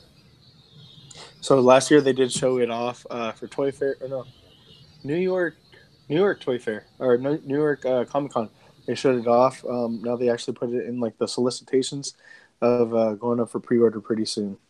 So that's pretty cool for anybody that wants a super articulated Yoda figure. And then it's also gonna be the episode, Revenge of the Sith version. So he's gonna come with that little like chair, the little pod. When he's talking to the Jedi Council, the chair that he's sitting in. Yeah. So it's gonna come with that as well. I honestly forgot what Iron Man armor that is. I can't find the actual number. Let me see. SH Figure Arts also announced a Vega. So that actually went up for pre-order as well. Dude, this Vega, geez, it looks fucking amazing. And then like when we first got the little tease of it, I was like, we need to have an unmasked version. And then the next day, we got an unmasked leak as well. So there's going to be the mask, unmasked head, and then a masked face. And then there's also going to be the whole entire chain link like fence that he climbs on Street Fighter 2. Yeah. So it's gonna come with that as well. I think the only other thing that it may be missing is like the rose, but just being picky. Yeah. Dude, in Tamashi Nations, they're killing the Street Fighter line. Me and Cheney from Toy Migos, we were actually talking. I guess there was like a rumor of them canceling the line. I don't know where that came, but for anybody who's under that impression, they are not canceling the line, at least not anytime soon. I mean, they just showed off and released this Vega that went up for pre-order, so that's definitely not going to be happening. And then, did you guys hear about Ben Presto? No. So you guys know that Ben Presto does like statues, anime statues and stuff like that of like Dragon Ball Z and everything else. So Ben Presto was actually absorbed by the Bandai Namco deal. So they were sold. Ben Presto was sold for roughly $923,000 in US dollars. It was for 100 million yen. So yeah, they were absorbed by them, and I forgot how many. 450 employees are going to be out of work now. that kind of sucks for them. So sorry to them. And then let's see. Oh damn! I forgot about one of my other pickups, man. I picked up that McFarlane Fortnite Drift action figure to actually see like what the articulation would be like for the McFarlane figures. Yeah. Not too bad, man. Not too bad. Pretty decent, actually. So, I mean, did they come out and actually say that's the articulation they're going with? They didn't actually say that, but how many points does it have? 22? It does have the 22, and it does actually work out pretty decent. So, I mean, they did say 22 for the rest of the figures. So, I could see it working. If they do have articulation like this figure, I could totally see it working. But it's a little hindered in the abdomen region only because this particular character has like a hoodie. So, like, the hoodie is like it's a soft plastic, but it doesn't really give a whole lot. So, like, if you have like a character like how they showed off Naruto and Deku and stuff like that, yeah, they're not gonna have the plastic there. They're just gonna have the cut in the abdomen. It'll work. It'll work. It's not an ab crunch, but it's oh my god, the diaphragm joint. So that'll work. Nice. And the thigh articulation isn't too bad. It works pretty decent. There's no hold thigh swivel. Hold on. Let me pull up my chart. Refer to your articulation guide since you don't know articulation. There's no thigh cut, but it's decent. So it'll do. Is thigh cut what I call bottom of the leg swivel? It's not bottom of the leg. It's upper leg. It's upper leg. It's in the middle of the thigh. Legs. Yeah. See, even a Lil knows. Good. Well, I mean, real quick. I know articulation. I know figures, man. Come on now. No, like for example, like if it's like a hip joint. Hold on, real quick. So a Lil has the backstory. So a listener sent us like a little like guide, a little breakdown of articulation for some figures to give to Seth because he tried to explain articulation and it was like the funniest fucking thing I've ever heard. I was about to like cry. That's how funny it was. Yeah, it was hilarious. Like I say like shit like, oh, the shoulder goes all the way around and shit like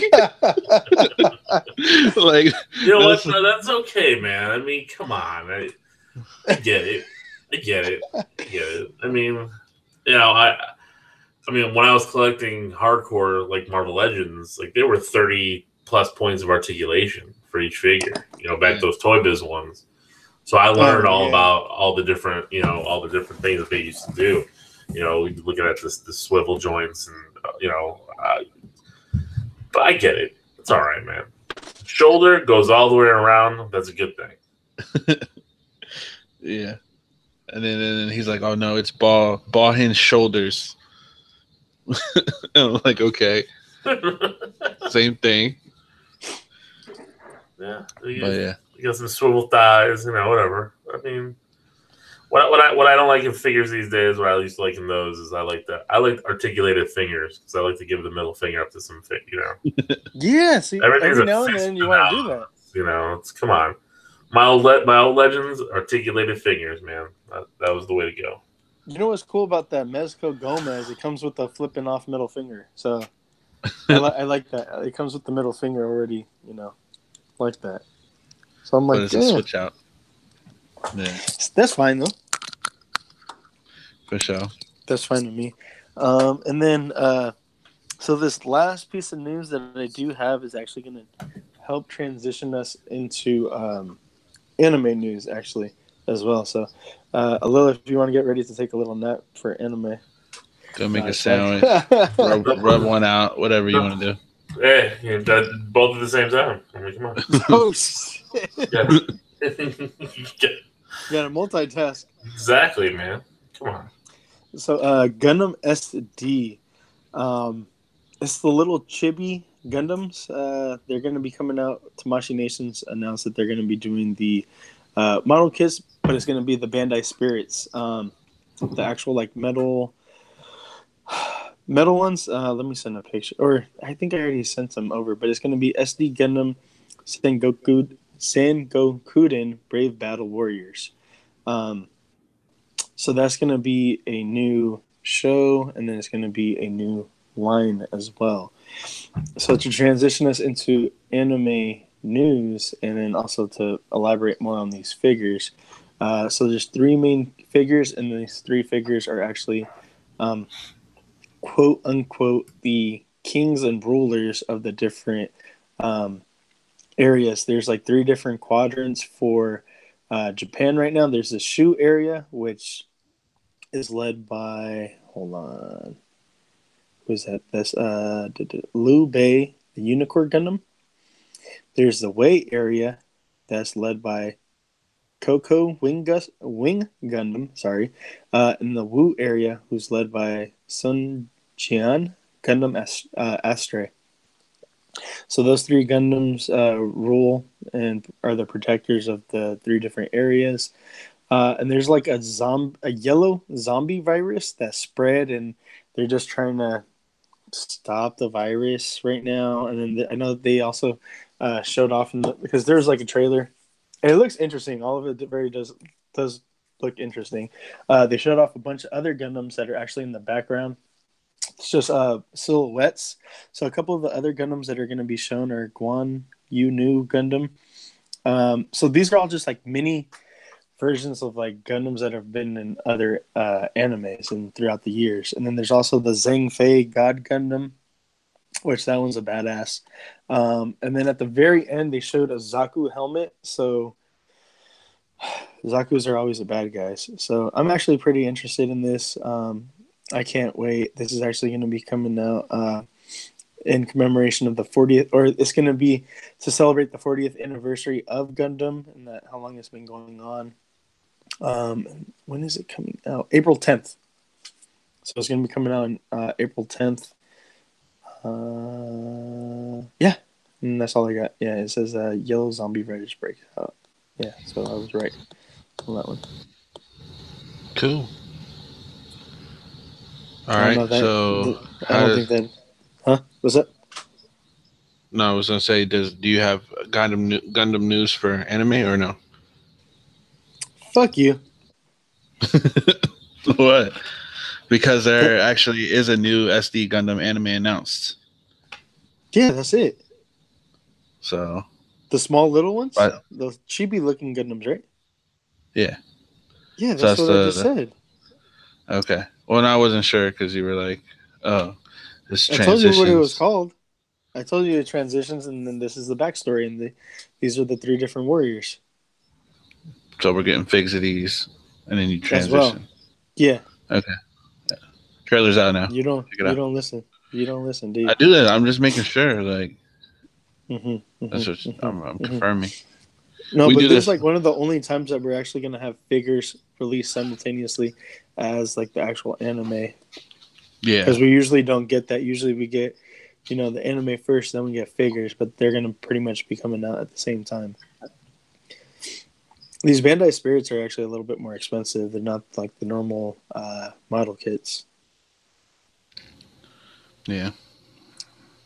Yeah. Okay. Do you have any more anime news? Because I got like a few other things. I do. I think we have the same thing. As far as Crunchyroll losing a few properties to Hulu. Go ahead, go for it.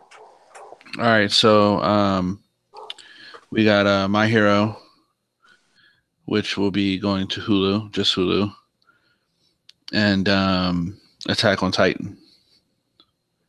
To be honest with you, those are the only two things that were the only two reasons I kept Crunchyroll. So, yeah, that's good news not for me. Dragon Ball?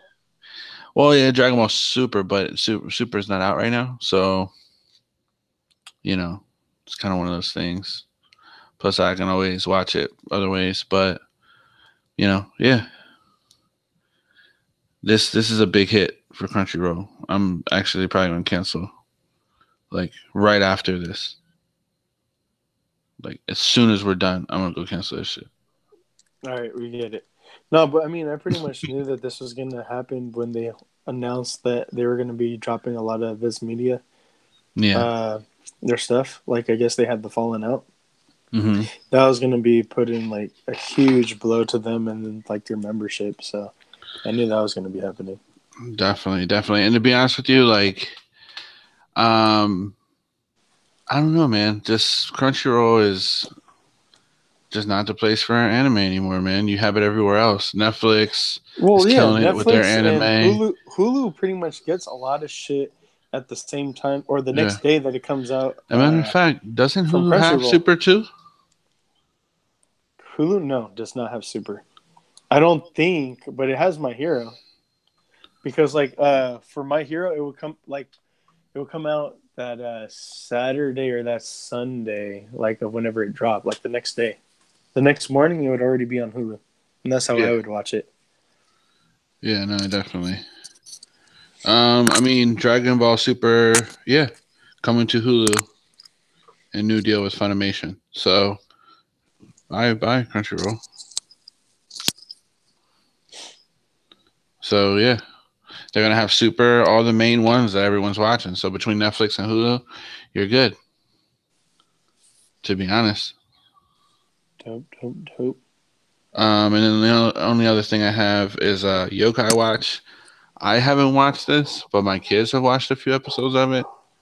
I watched it with my kids. It's kind of like a fake Pokemon almost. It reminds me of a little bit different, but like Pokemon, Digimon, like it's in that realm. Yeah, same type of shit with the creatures and stuff. Yeah. So they announced a new anime series. Anime series. April 5th is when this comes out. So it'll return with the same name, Yokai Watch. And will feature Nate as a protagonist, like Body. Nice. So yeah. So Tokyo Ghoul live action did pretty well, and they're actually going to be doing a number 2 live action of Tokyo Ghoul, and they announced a few new characters that are going to be joining the cast. So just real quick, one character is actually going to be replaced. They were talking about one actress being replaced. Her name's Mai Kiru. She's going to be replacing, but one of the original characters from the first movie. It didn't work out, but anyways, so that's a new character that's going to be added, and as well as Shota Matsudo. That's one of the main characters, but just real quick, so they went through the first story arc of like how Kaneki became a ghoul. So they're going to be continuing how he became a ghoul and going. I don't think they're going to dive into Jason just yet. They're probably going to dive into the Connoisseur and probably a little bit after that. You know what I'm talking about, right, Seth? From the Connoisseur, the dude with the purple hair that has the obsession with Kaneki that wants to eat him. I don't think I'm that far into it yet. So you said that you watched the first season. Yeah, I watched the first season, but that doesn't ring a bell. He's in the first season. He's a dude towards the end. Oh, the one that the dude in the suit that they seems fought. Like he's gay for Kaneki. He was gonna eat his friend. Yep. Okay. Yeah. It's been a while since I watched it, so. Okay. All right. So yeah, they just announced the cast, but I mean, I'm gonna be saying like not to be fucked up, but some names that I can't even pronounce. But I'm just gonna say the characters that they're playing. So Kimi Nishino, Nishio. Oh fuck! I'm gonna be fucking up these names. I'm just. Leo, he does it too. Yeah, I'm not. I can't say names for shit, so don't worry about it. I'm not even gonna attempt it. But okay, well, like one character that I do know, Kochiro Amon. He's one of the Dove investigators. So he's gonna be in it, and then Uta. He's a guy who has the black and red eyes, who runs the bar and is all tatted up and has a bunch of piercings. So he's actually one of my favorite characters. And actually, you find out in season 3, he's actually one of like the head guy who's like running the ghoul underworld and has like a lot of pull. You don't know that from season 1, but like by season 3, you're just like, wait, what the fuck? Renji, and then also the shop owner. Yoshimura as well. So actually, I haven't watched the first live action yet, just because I don't know where I could, actually. Seth, I gotta talk to you about how to, by other means to find movies, other means, so I could get a hold of the first live action Tokyo Ghoul. No problem, bro. I got you. All right, for sure. And then there's a couple, or for Stampede, One Piece Stampede. There's a couple characters that got announced. There's a new character called Douglas Bullet, and he's going to be fighting our main character Luffy. And then there's also Buena Festa. He works for Douglas Bullet. So there's just some doodles, and the main guy who drew One Piece is the guy who created these characters. You already talked about the cancellation of Attack on Titan, right, and all that other stuff. Let me see. I don't think I got a lot of other stuff. I think there's only like one other thing that I do have. It kind of relates into like movie news because what's his name? Manga artist Hiroku Taki. He's done things like Shaman King, Senta Inoue, Tokyo Tribe. He did an illustration actually of Spike Lee's Black Klansman. Of what's Denzel Washington's son's name? I forget what his name is. Denzel Washington's son. Okay, yeah, so him. Can't remember his name either. Little Denzel. Little Denzel. So yeah, he actually did an anime rendition of actually him with a KKK member behind him. It's actually pretty nice. And then he was saying that he was so moved by the movie that's what made him make this piece of art. And this is his comment, and it says, "When you fight, it's important to have levity and humor. I also love the 70s music and scenery. It's actually a really peaceful film." And that's what made him make this movie. Make this piece of art. Washington. Sorry. What's his name? John David Washington. John David. Okay, so yeah, it's actually a pretty sick piece of art. It looks like you guys remember Boondocks? Yeah. Yeah. So it kind of looks like that type of I don't know. Maybe I'm just being racist, but I don't know. It kind of reminds me of that. Let me send it to the chat. You're racist, bro. No, I'm kidding. Yeah. Oh, I mean, I didn't say it, but yeah. I mean, doesn't it kind of seem like that a little bit? Or am I tripping? If you like tilt the image, shut up. Okay, fuck you. Maybe. All right, let's go into video game news, bitch. All right. I'll go ahead and start. What do you got? All right, so for you Fortnite fans, you can get a free battle pass with over 13 overtime challenges for free right now. Yeah, but you have to play the event right now, though. If you don't play the event, you can't get the battle pass. Yeah, but I mean, why? If you're a fan of it, why not play it just to get the free battle pass? No, I know, but people. Look, I'm just reporting. I know, man, but what I'm saying is that report it right. Like, you can't just I can't just go and fucking get the battle pass. I got to go and actually participate and do it.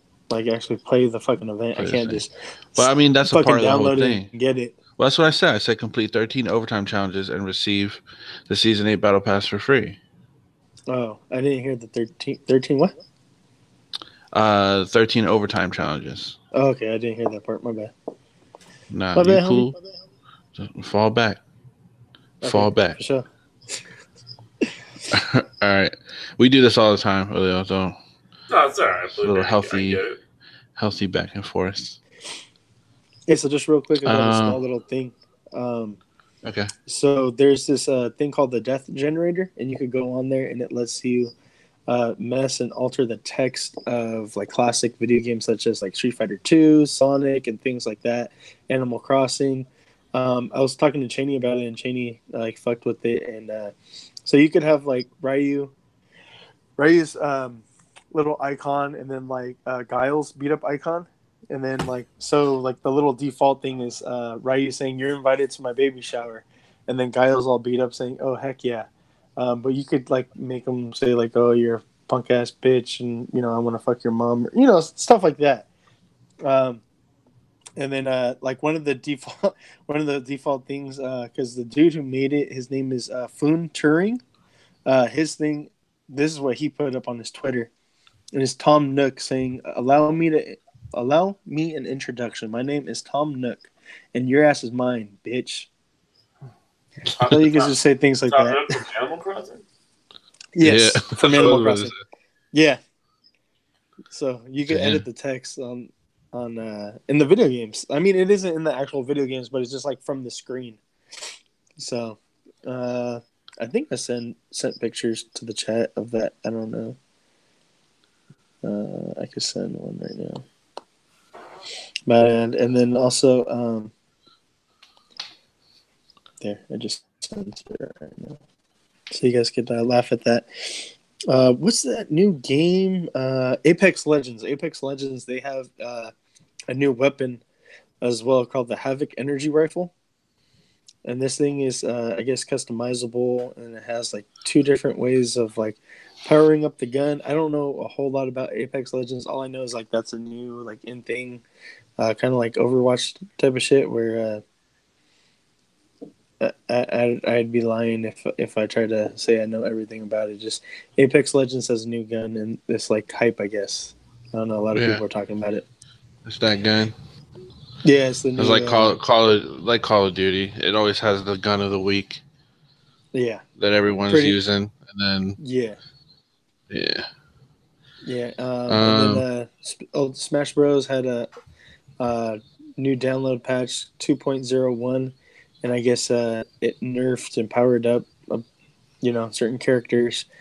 I guess that there's some glitches that it also took care of. I guess one particular thing, it says the patch fixes a bug that arose, which prevented players from completing an adventure challenge featuring King K. Rool. Even if the conditions were met, the players still weren't getting the rewards. So yeah, they took care of that. Let me see. You guys hear about Nintendo? What about him? About the COO stepping down? Yeah, Reggie stepping down, and Bowser's taking over. Yes, Bowser's taking over. You want to talk a little bit more into this? You probably know more than I do about this. Hello. Well, Reggie, I forgot his last name. He's been Nintendo of America's president for a long time, kind of ushered in a lot of the new stuff that we've got going on.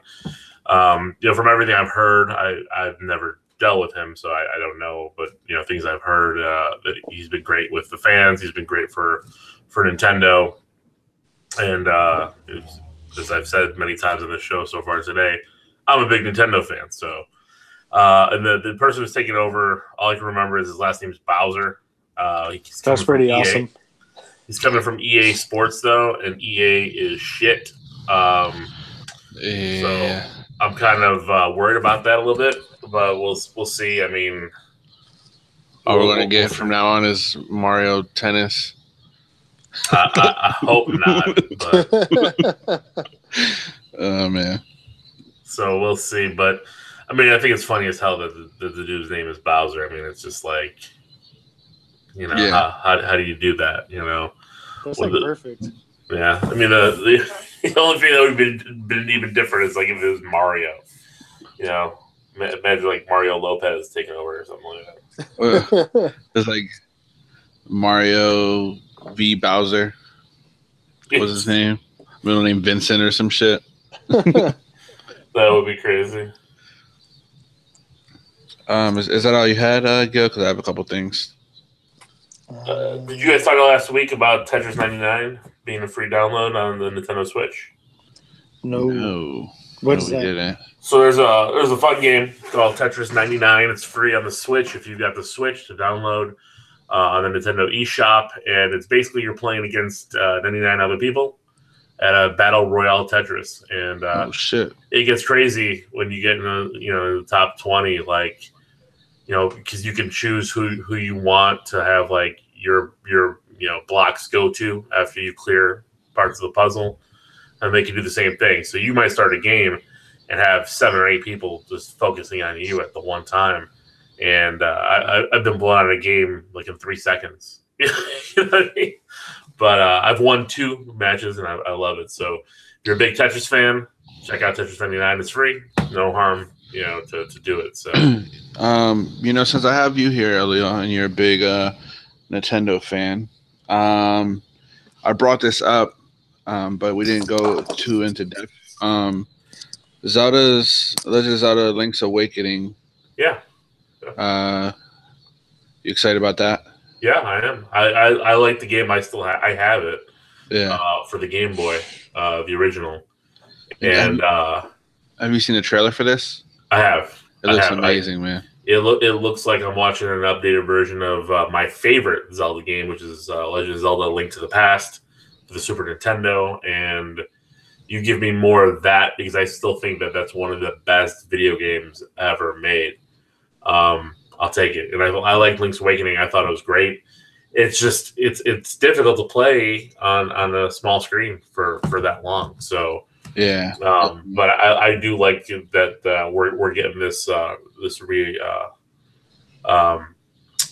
re-imaging, I guess, if you want to say. I mean, I don't know if they're going to add anything to it. I kind of hope they do a little bit. Give us something little. Maybe a few Easter eggs and maybe like a different hidden cast island or something. Yeah. I don't know, man. I was just I was telling Gil because I got Zelda Breath of the Wild, played it, beat it, and then nothing was coming out for a while, and I actually sold my Switch like a dumbass. Yeah, crazy. It was just like because I don't get as much time to play video games as I used to, and it was just sitting there and sitting there and sitting there. I was like, you know what? Right, it was right at that sweet spot where they were selling for like a couple $100 more than what it actually is because they weren't that many in stores. So I flipped it and made a little extra money off of it, and then now I'm thinking this is gonna get me back into it. This and the VR they announced. VR support for the Switch as well. Yeah, and Xbox Live will be on the Switch. Yeah. So there's going to be some crossover with Microsoft. You're going to be getting some other games. I'm excited for Super Mario Maker 2. I think that's going to be a fun game. And games they've got now, man. I've got, I don't know, like 15 Switch games. And now between me and my son, because he's got his own Switch. I love it, man. I really think it's a great system. What I do have to say about it is, though, with my limited time playing video games, it was really cool because I would play it at night before bed. Like some people read books and shit. I mean, I was on the Switch. And then my lady was like, "Turn that shit off." So you put it in your ear, and then put like a pillow high up so that she's not getting any of the light going on. Yeah, I turn the brightness down. It don't matter. It still bothers her. You know how it is. Oh yeah. Believe me, I can't play the Switch in bed, but that's all right.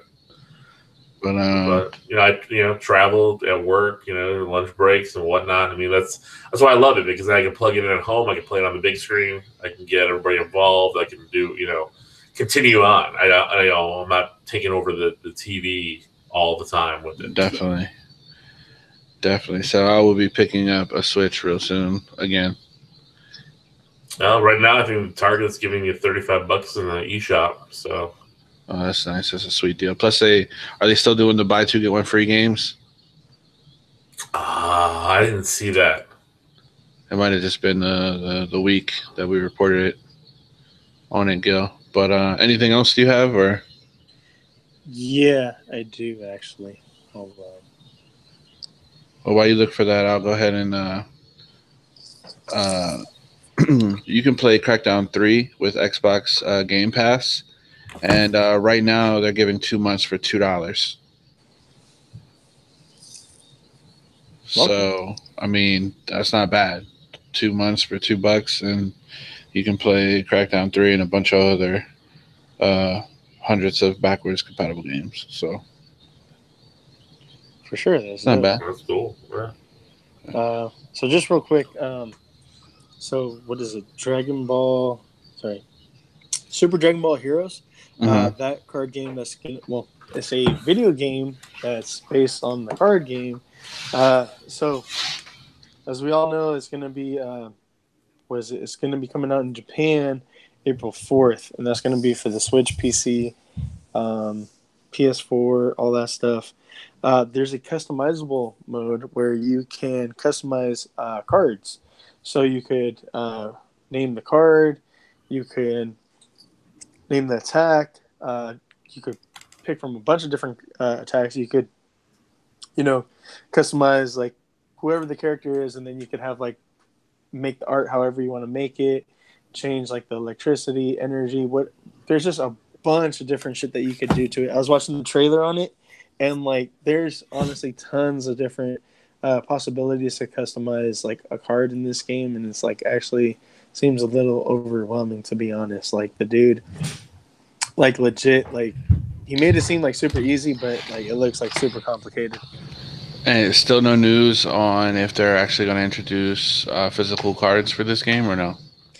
No. However, they did say, I don't think they are, man, because they're saying that there's going to be over 1,160 different cards available, like in the library, and it's going to be a total of 350 different characters. But with like the different characters, it's going to be like Super Saiyan Goku, regular Goku, Kaioken Goku, Super Saiyan God, Super Saiyan God, Super Saiyan, that type of shit. So like, each one is going to count as a different technically a different character, yeah, even though it's not. They'll probably have virtual packs and shit like that.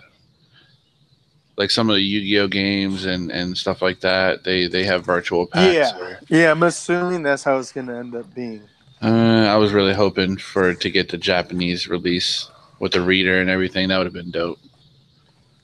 Who knows, man? I mean, there's always time, right? Yeah. If it does well, more than likely, we might get something like that, which would be cool. I don't know, man. I just think like things like that end up doing better overseas than domestically. Well, Dragon Ball Super card game right now is fucking booming, especially over here in Florida. Like, dude, this shit's fucking crazy. Dude, I don't hear shit about that over here. Yeah, over here we have a lot of the national winners and shit. Because I think that's the only fucking place that is playing this fucking game. That's why. No, it's everywhere. They have tournaments in California. Bullshit. Yeah, but not in the Bay. The guys from Miami are going over there and winning all the tournaments and because they don't do anything else. Shit down. No, not over here. Boring ass Florida. But speaking of anime and video games, we've both been playing Jump Force. Yes. And somebody already did a. Yeah, I played a little bit more of it. I got to the Vegeta part. But yeah, someone did a mod of Shaggy for Jump Force. Yes, it's online now. I'm fucking serious. And you can go online right now and download it. Yeah, you can actually download it. I don't know how to transfer it. Mainly it's for PC, obviously. That's where a lot of the mods are. But apparently there's a way you can put it on a USB and with, jailbroken, all PS4 and all this other shit, you can put a model in there. So that's so fucking stupid. But it's pretty funny. They even got the voice pack and everything. So what? Like it's a full-fledged mod. He goes Super Saiyan and everything. So he goes full power. Oh, does he? It's pretty fucking funny. Yeah, Leo, have you seen the memes of fucking Shaggy being OP'd? Being all swollen and everything. Yeah. Yeah, so kind of ridiculous. Yeah, it is. It's funny. It's crazy. Hilarious, yeah. And that's all I had for video game news. Well, just real quick with if we could get into Jump Force a little bit more. So, I don't know if you noticed or not, but did you see, like, with Goku?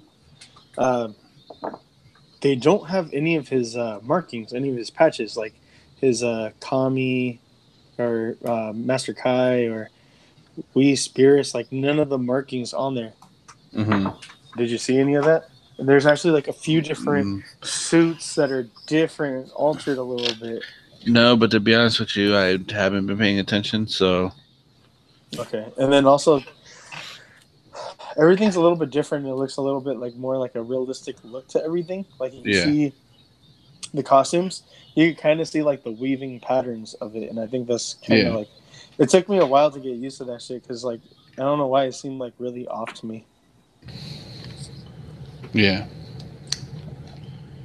I don't know. I love the graphics. That's actually what, because if you remember correctly, I told you I wasn't going to get the game, but the graphics are what made me lean more towards getting it. And yeah, I don't know. It doesn't bother me as much. At first, it was off to me, and I had to get used to it. It took a little while for me to get used to it. I did delete. Go ahead.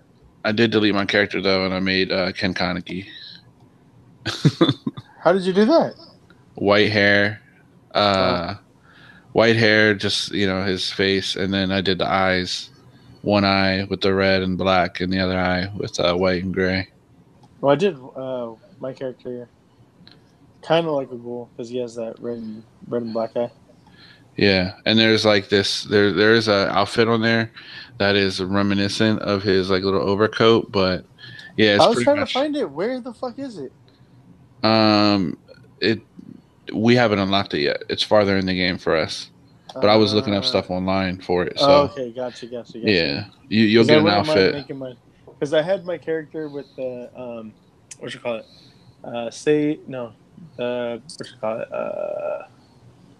Jesus Christ, Naruto's dad, his coat. And that's another thing is the whole entire unlock the costumes that you get right off the bat. They aren't even like of Luffy and of like Goku or of fucking Naruto. They're like their parents. I'm like, what the fuck? I don't know. That was like a little odd because like the Saiyan armor that you're given isn't Vegeta's, it's King. It's his dad's. King Vegeta. It's cool though. It's whatever. I'm not reading too much into it, but I'm gonna keep playing it, and we'll report more on it throughout each episode. Well, I unlocked Deku, Ichigo, and Asta. I unlocked a lot of fucking people, dude. I'm actually pretty fucking far. Oh, nice. I did find some probably more than half the roster unlocked already. I did find some Jump Force noodles, cup of ramen noodles. Oh no shit! I got you one. Oh, dude. I was hoping that it would have a code for like outfits or something like that, but it doesn't. Dude, remember when they used to do that shit back in the day? Yeah. Like shit like that. Like, oh, you buy this, it gives you a code like in game. Well, I used to work at 7-Eleven, and they did. When I was working at 7-Eleven, they did codes for God of War 3 at the time with cups and everything. Bro, I was loading up. I was actually in the back opening full sleeves and taking pictures. Yeah, taking all the codes on the back of Doritos for Call of Duty and everything. I know I'm horrible. Asshole, dude. I am. Fucking asshole. Yeah, if you bought a slushie or fucking something hoping for a code. Yeah. Sorry about that. Third shift, man, you get bored. You just fucking start doing shit. But yeah, let's TVs and movie? Yeah, let's go ahead and get into TVs and movie. Quit boring Alil. No, don't worry about that. Just in case my power just flickered. We're having like 60 mile per hour winds. Oh, you do live in my whole house is shaking right now. Yeah, so it's getting crazy right now. So in case all of a sudden I'm gone, don't worry. My power went out. Yeah, don't call the 911 or the Coast Guard or whatever. Yeah, quite yet. All right. Well, we're gonna go ahead and get into TV and movie. Alil, why don't you start us off? TV. Anything announced lately that interests you or that you watched lately that's might be worth watching? Seriously, no, nothing. Like nothing on TV. Like although the rumors of Arrow being canceled, which is 5 seasons too late. There's nothing out there I've been watching new. I've been kind of going back and binging older shows that I missed out on. Watching Parks and Rec A lot of. It's a great comedy. It takes a little bit to get into. Yeah. If you haven't seen it, watch Parks and Rec. It's Netflix on Amazon Prime.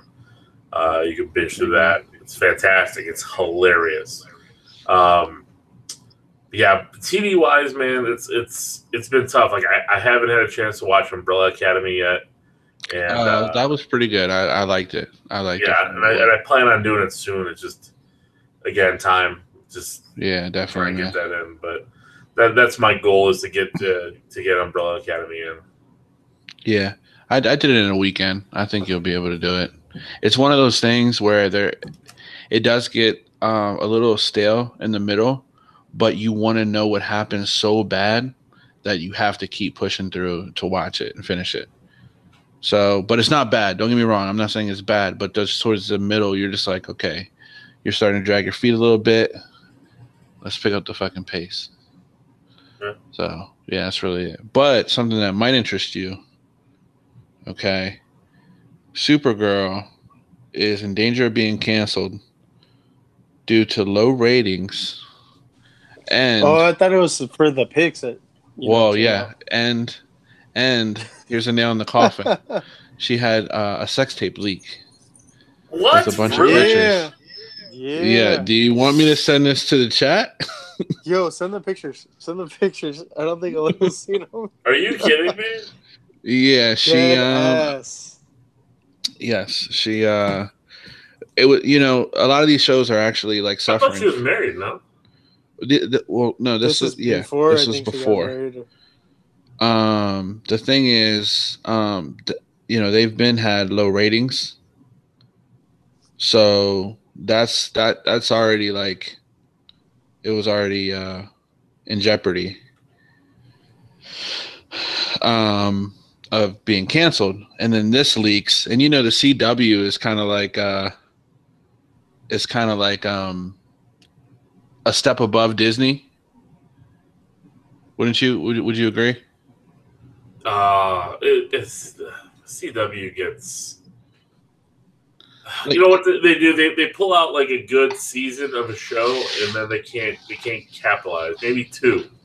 Yeah, I enjoyed The Flash. I really did. I thought the Flash. The first two seasons. I loved Arrow, man. Arrow was a murderer, man. That dude was killing everybody. First two seasons, and then it's out. Yeah.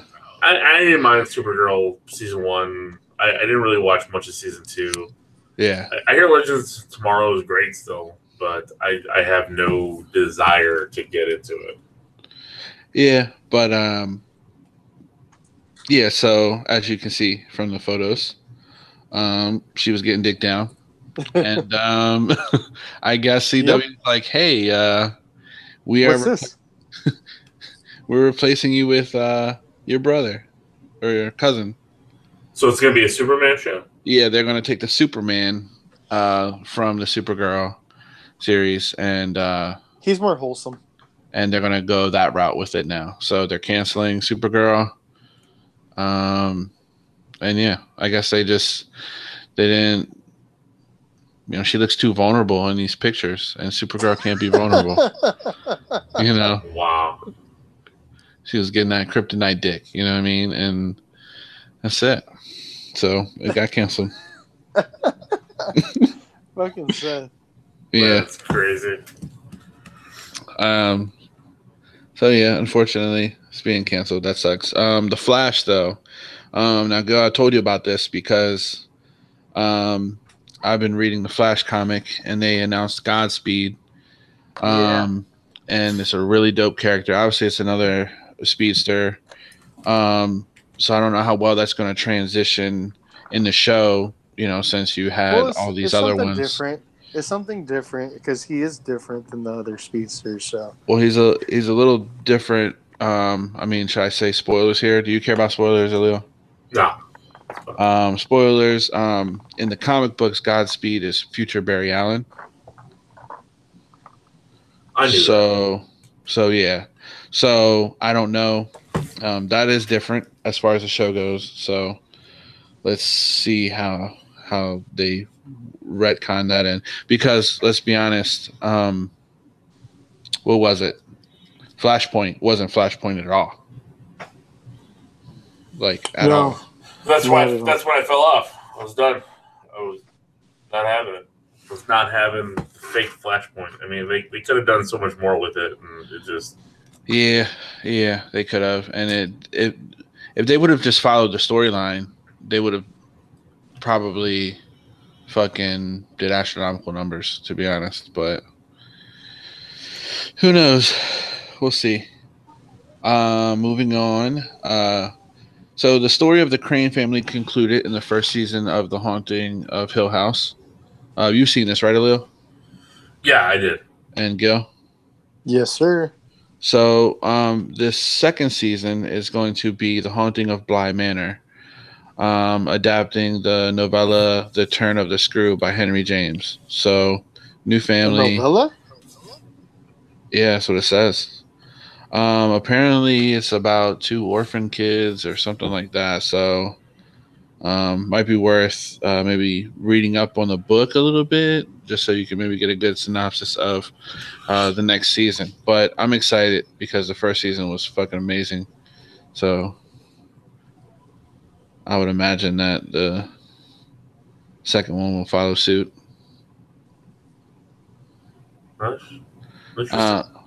And then the last piece of news I got for TV is there's intense speculation that the Marvel Netflix series are going to go to Hulu. So been that for a minute now. Yeah, but a few people, especially John Bernthal himself, came out and said that that's a strong possibility, and Marvel is not denying it. So, what do you think?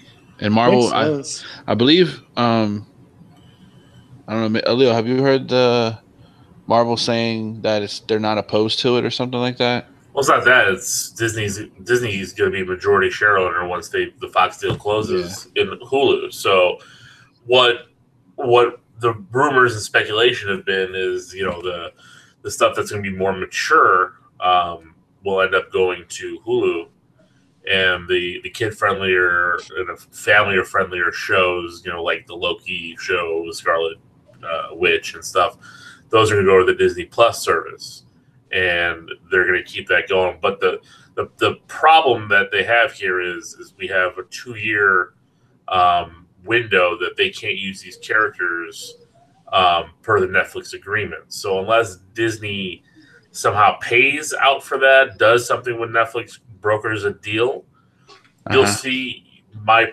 prediction on this is you're going to see a new set of characters get those shows first, and then to keep everyone's interest. Exactly, and then start bringing back the other characters. Gotcha. Because they left Daredevil off at a decent point. We've got, I don't want to say cliffhangers, but continued stories, possibilities for all the characters. And I think they've built a decent fan base. People in New York actually took out paid ads on billboards and signage and everything to save Daredevil. Yeah. So it's it's going to come back in some way. But Eminem freaked out about Punisher. Yeah, saw that too. So it's going to happen, but we'll see. Yeah, well, we're still going to get our Jessica Jones season 3. I wasn't a big fan of Jessica Jones, but some people are. So everyone's still getting that, but after that, it's done for now. That makes a lot more sense, Alil, now that you said that with the Hulu deal and everything. Yeah. So it's not dead in the water, but it's still going to be a while before we find out anything probably concrete. So, you have anything for TV news before we get into movies? TV news? Let me see. Do I have anything? Okay. TV news. Well, the Batman TMT crossover, the animated film. Did you talk about that real quick or no? No. Go ahead. But I feel like that's more like a movie, right? It's supposed to be a movie. It is a movie. Oh snap! Let's go ahead. I forgot about that. No. My bad, because I got a couple other things. My bad. So just real quick, Rise of the Teenage Mutant Ninja Turtles.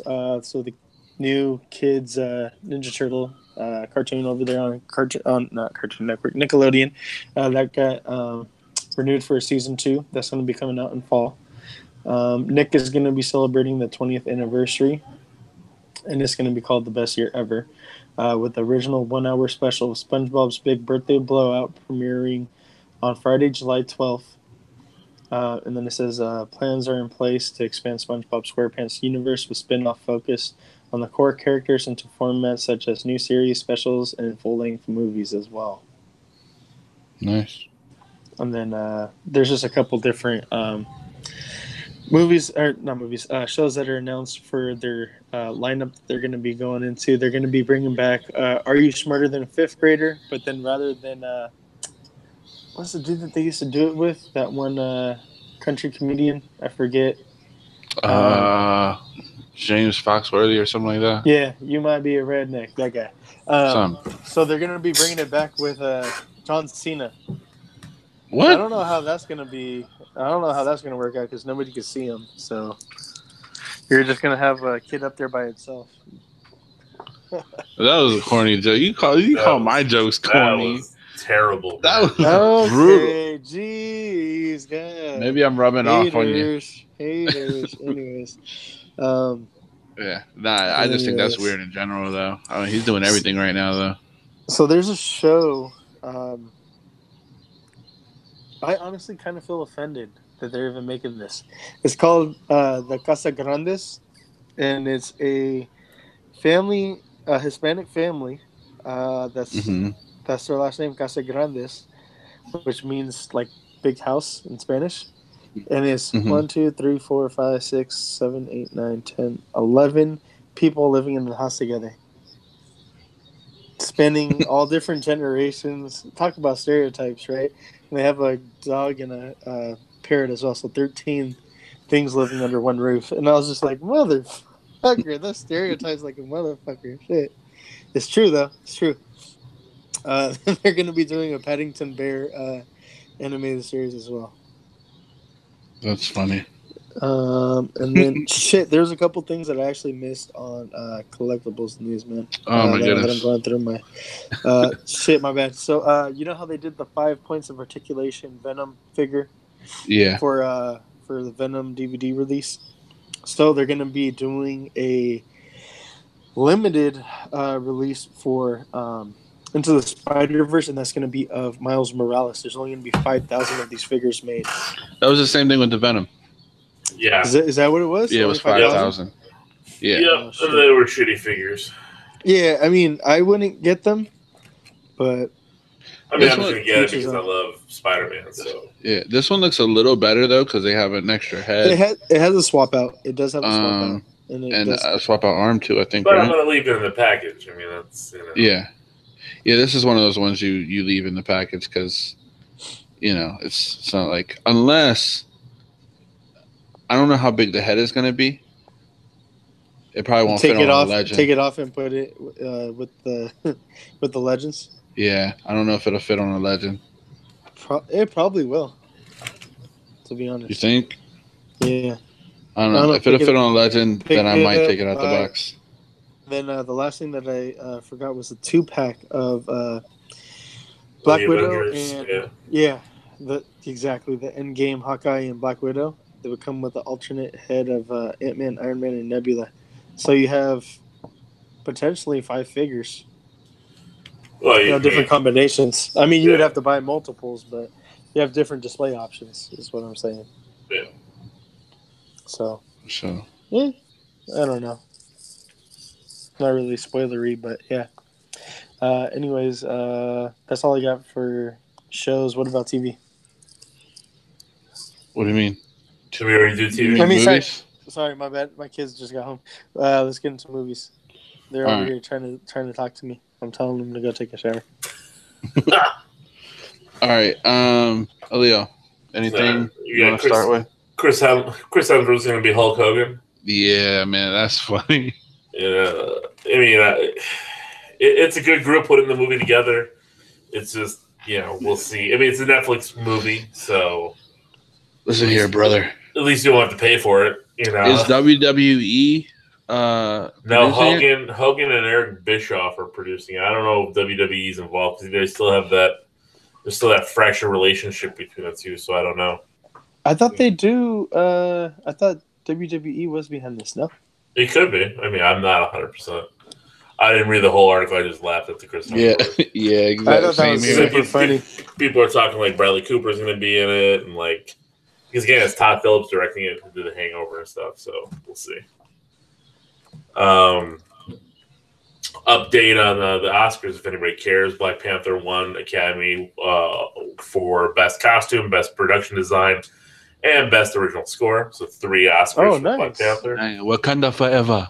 But the Green Book won for Best Picture, which Twitterverse is blowing up. Like of all movies, like it's the one with Mahershala Ali, who won for Best Supporting Actor today for it.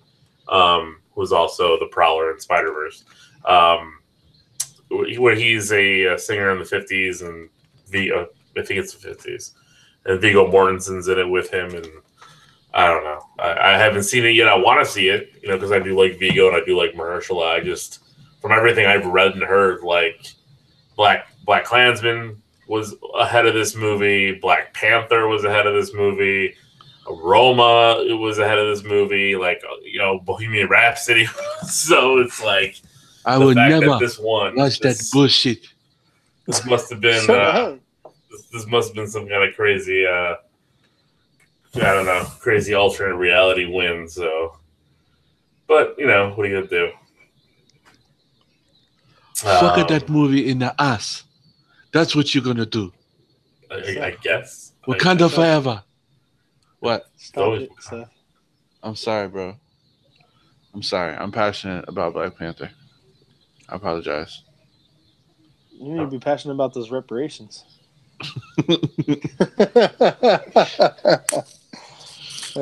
So that's for movie news this week. I don't think anything really happened big time this week. Besides Hulkster, but there is supposed to be and you will love this, Leo. A opening Stan Lee tribute for Captain Marvel, like a proper one. Cool. So not just like a quick rest in peace Stan Lee and a picture of his face, and then move on. Yeah. So I'm looking forward to that. That'd be cool. Well, they put out another image of David Harbour as Hellboy. Mm-hmm. Why? Why does it matter? Well. It still doesn't look good. I bring it up because I think it's funny. I can't stop thinking of Take My Strong Hand. That's all I think of. Scary Movie. Yeah. Know what I'm talking about? That's the only thing I think of whenever I see David Harbour right now. I'm just like, man, this is freaking horrible. Somebody said it looks like someone's doing a parody of Hellboy.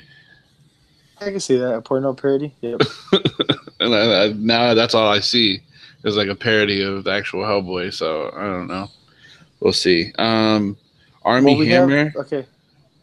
As Batman. Well, it's not official. That's confirmed? No, it's not confirmed. I'm asking you guys what you think. That's what I was going to say. Yeah. I mean, I guess I don't care. At this point, we've had so many Batmans. They're doesn't matter. Yeah. So I don't know. I was like, I'm a Scott Adkins person. I want to see him play, but shut up with Scott Adkins, man. Okay, I will. Anything else you could think of? Can I talk now or not? Yeah, you can. I guess. Oh, I just wasn't sure, just because you just kept on going and you weren't shutting up. So we brought up the whole entire Batman TMNT crossover last episode. I just brought it up again, but you said it wasn't. Sorry, my bad. Series when it's not, and it's a movie. Thoughts on how they look? I don't know if you guys seen how they look, but I don't like how the turtles look. The turtles look horrible. I don't mind the gray and blue Batman, but the turtles look bad. And Raph looks like he's a little bit shorter with like a, is it underbite or overbite? Underbite, like a bulldog. And Donatello looks weird as hell too. I'm not a fan of the art style for the turtles here. You you know, I have a comic book. It's Batman the animated series and Ninja Turtles crossover. Uh, I think if they would have did Batman the animated series with the old school Turtles cartoon style, that could have that would have worked. been the route to go. Because in the comic book, it looks actually don't look too bad together. So I think that would have been probably the route to go. But That could have it's totally whatever. worked. I feel like they messed up by the Is that coming to decision. the app? It hasn't been announced. It's gonna be. I think it's gonna be released regular, like they've been doing everything else. Oh, okay. No, but I was wondering if it was going to come out through the DC app because they released Reign of Superman like the same day that it came out on DVD. Mm. So who knows if it's going to come out on the DC app. Hopefully it will come out like the same time. That'll be dope. And then also John Krasinski, he put up a post on Instagram saying that we're going to be going back. What does it say? It says time to go back, part 2. And then Quiet the date Place. of 5/15/2020. What was it? For A Quiet Place. Yeah, for A Quiet Place, part 2. So Yeah. I'm interested in that. I'm really intrigued because I didn't know what to think about number 1. I went in, not with high expectations, but I thought that was like a great movie. I liked it a lot. The ending and just everything with the monsters and all that I thought it was awesome. I agree. I just don't know if we need a sequel. Like that's my thing. I think we'd be better off just with one because every time we go in with sequels to try to tell us more of the story, the story seems to unravel and get worse. Especially in these sci-fi horror, end of days type movies. So I don't know. Okay. Last bit of news that we do have: Tom Hiddleston will be more than just a voice or cameo in the Loki TV series.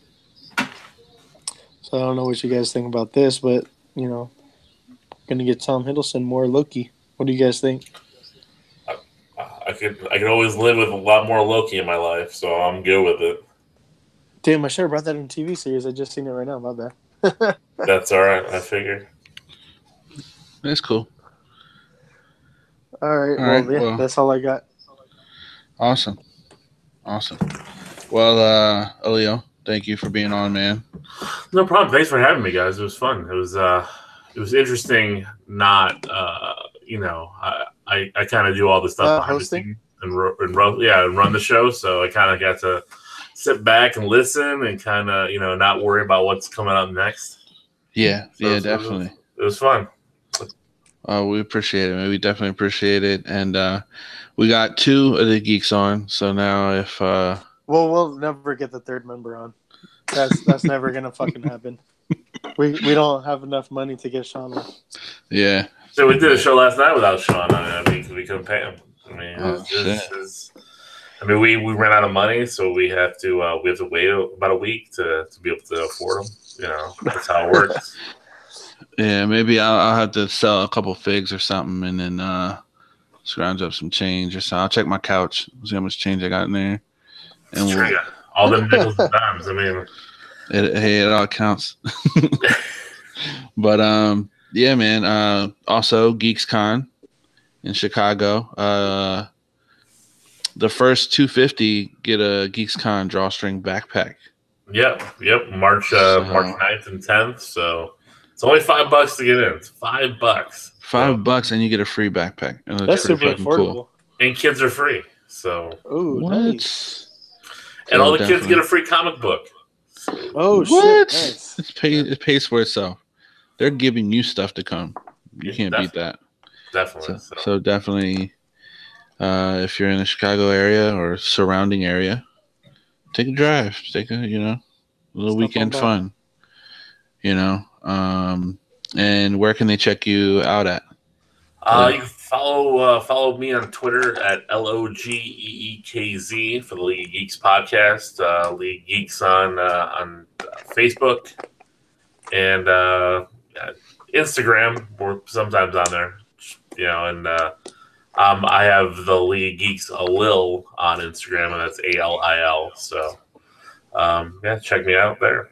And also GeeksCon. So GeeksCon and Geeks with a Z. And you're everywhere. Stitcher, iTunes. Oh yeah, everywhere. Yeah, all platforms. So it's not hard to find them. For sure. Yep. And one thing we're doing in the coming weeks is we're doing a March Madness tournament style 80s cartoon battle. So we got our bracket ready. So everybody's going to be voting on Facebook. We're going to put a PDF bracket out if you guys want to play along. I'm going to have to definitely get in on that. Check out the Facebook page. We'll be then talking about the winners every week and how it moves forward. I'm hoping we get some upsets. I don't want, as much as I love Transformers, I feel that's going to win, based on just hearing people. But it's like, there's other 80s cartoons, man. Transformers is okay, but it ain't all that. Come on. No, I mean, I'm just saying. So we'll see. We'll see who wins. But, yeah, check out the Geeks Madness coming. That's because we're going to be doing 80s cartoons. And then if this goes well, we got 90s cartoons lined right up afterwards. And then... Ooh, nice. 90s. Yeah. Yes. We're doing a whole bunch of stuff. And y'all have a Patreon as well, correct? Yes, we do. Yeah. So you go to patreon.com, The League of Geeks, and you get a whole bunch of other shows. We review.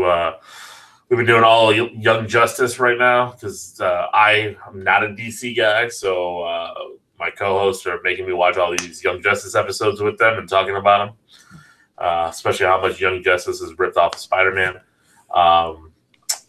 And we do a bunch of movies on there as well. Like we did the Guardians, the Russian superhero movie that came out last year. How was that? I missed that.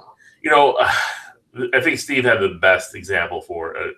It was like a bigger budget Power Rangers movie. Okay. And it had some cool moments. It was really cheesy. The villain looked awful. Do they have a dubbed version? Yes, yeah, it's on Amazon Prime for free, dubbed. Nice. Oh, shit, nice. Check that out. So check it out. It was funny. Yeah, we did that. We reviewed Stargate recently, so we're doing bonus movies and everything on there. So definitely check it out. Hell yeah. And real quick, before you do the shout-outs, Gil, we got 4 new reviews on iTunes.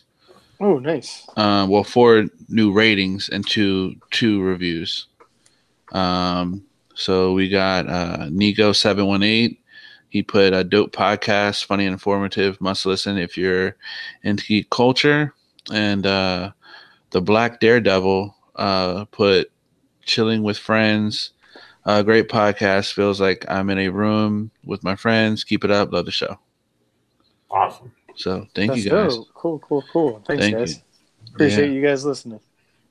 And yeah, you want to go ahead and give our shout-outs and wrap it up? Yeah, let's get into shout-outs. So shout out to Dario. Shout out to the RLU, Raw Live and Unedited Podcasting Network. Rich, Adrian, everyone over there at the Weekly Show, the Toy Amigos. Shout out to Boys with Their Toys, Mike, Nate, and Chubbs. And shout out to the rest of the members of the League of Geeks. Shout out to Lil. Appreciate you coming on, bud. Seth, anyone else? Anyone that I'm missing? Nobody I care about. Okay. All right, guys. Till next week. Remember to stay geeked up and geek out. Awesome.